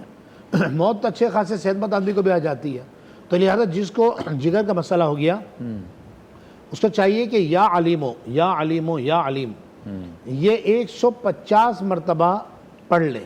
صحیح. اچھا، ہر نماز کے بعد پڑھے. اس کے پڑھنے کے 2 طریقے، یا تو ہر نماز کے بعد پڑھ لیں، یا اس کو پھر عصر کے بعد، جیسا ابھی تو رمضان شریف چل رہا ہے تو روزہ ہوتا ہے، عصر کے بعد پانی بھی دم کر کے پی لیں. ابھی تو پانی بھی دم کر کے رکھ لیں اور پھر افطار کے بعد پی لیں. تو ہم نے خود دیکھا ہے کہ حضرت جگر خون نہیں بنا رہا ہوتا ہے تو زیادہ نہیں، میں یہ نہیں کہوں گا 50 دن پڑھیں اور 60 دن پڑھیں، آپ 2-3 دن میں دیکھیں گے جگر خون بنانا شروع کر دے گا. سبحان اللہ. اور جگر کے مسائل انشاءاللہ حل ہونا شروع ہو جائیں گے. گردے کی پتھری. اچھا، گردے کی پتھری یہ بھی بہت زیادہ مسئلہ ہے، بہت زیادہ مسئلہ ہے. اچھا، پتے میں بھی پتھری ہو جاتی ہے. اچھا، پتا تو ڈاکٹر حضرات بھی کو ریموو کر دیتے ہیں، نکال دیتے ہیں. اور جب پتا نکلتا ہے تو بہت سارے معدے کے مسائل کھڑے ہو جاتے ہیں اور پیٹ کے انفیکشنز ہو جاتے ہیں. اللہ نے تو ربنا ما خلقت ھذا باطلا، رب فرماتا ہمارے رب نے کائنات میں کوئی چیز بیکار پیدا نہیں فرمائی. خیر، اب وہ پتھری ہو گئی. اب اس کا طریقے، اس کے بھی 2 عمل ہیں. پہلا عمل ہے سورہ علم نشرہ، اور حضور یہ میں نے اپنے خود گھر میں کیا ہے. کسی کو پتھری ہو گئی تھی، ہم نے یہ عمل کیا الحمدللہ رب العالمین. 11 بار سورہ علم نشرہ، ٹھیک ہے، پانی پر دم کر کے پیے. ٹھیک ہے. 2 انف 4 دن. اچھا. 2 دن میں عام طور پہ ہو جاتا ہے. اچھا. ورنہ 4 دن میں پتھری ٹکڑے ٹکڑے ہو کے خود ہی ختم ہو جاتی ہے. اچھا. نکل جاتی ہے الحمدللہ بغیر آپریشن کے. ایک عمل تو یہ سورہ علم نشرہ کا 11 مرتبہ کسی بھی ایک ٹائم پینا ہے. اس کو صبح شام نہیں پینا، ہر نماز کے بعد نہیں پینا ہے. پانی پہ دم کر کے پئیں اور پھر اللہ کے کلام کے کرشمے دیکھیں. اور دوسرا عمل یہ ہے کہ 28ویں پارے میں سورہ حشر، اور سورہ حشر کی آیت نمبر 21 ہے. لو انزلنا هذا القرآن على جبل، مشہور آیت ہے، على جبل لرأيته خاشعا متصدعا من خشیت اللہ، یہاں تک صحیح. لو انزلنا سے لے کر خشیت اللہ تک یہ آیت 21 مرتبہ پڑھے ٹھیک، اور پانی پہ دم کر کے پیے، اس سے بھی پتھر ختم ہو جاتی. کیا بات ہے. چلتے ہیں بریک کی جانب، بریک کے بعد ہوتی ہے آپ سے دوبارہ ملاقات. نور سے جڑنے کی یہ سوغات ہے، آسماں سے نور کی برسات ہے. نور رحمان، عشق رمضان. اللہ اکبر اللہ اکبر اللہ اکبر اللہ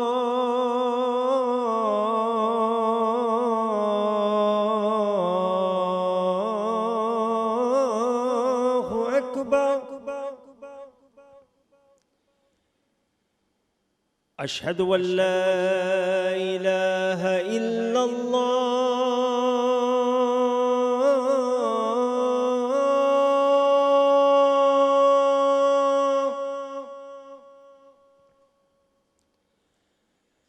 اشہد ان لا الہ الا اللہ،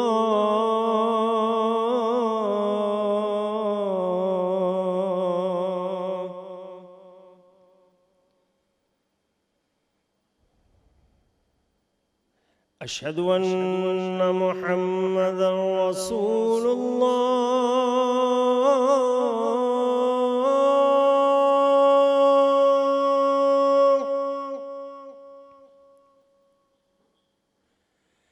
اشہد ان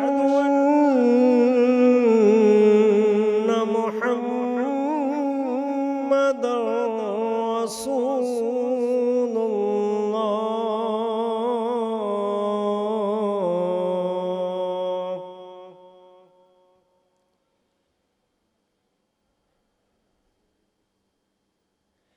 حي على الصلاة.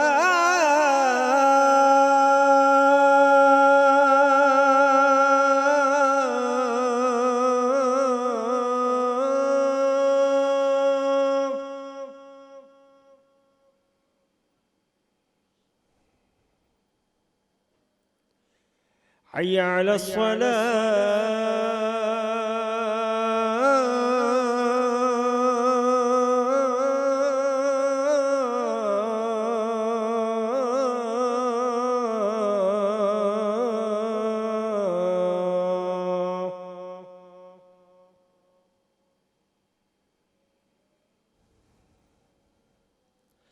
حي على الفلاح.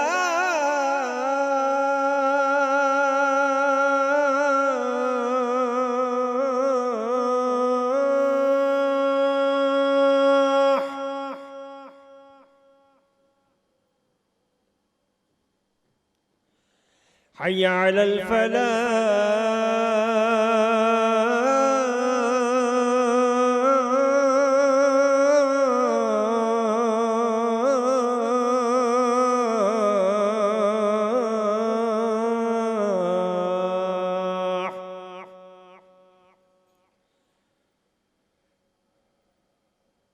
الصلاة خير من النوم.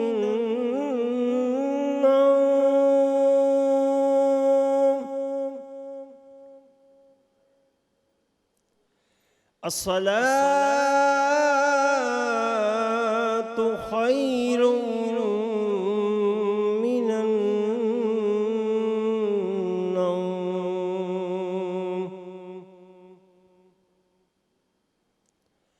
اللہ اکبر اللہ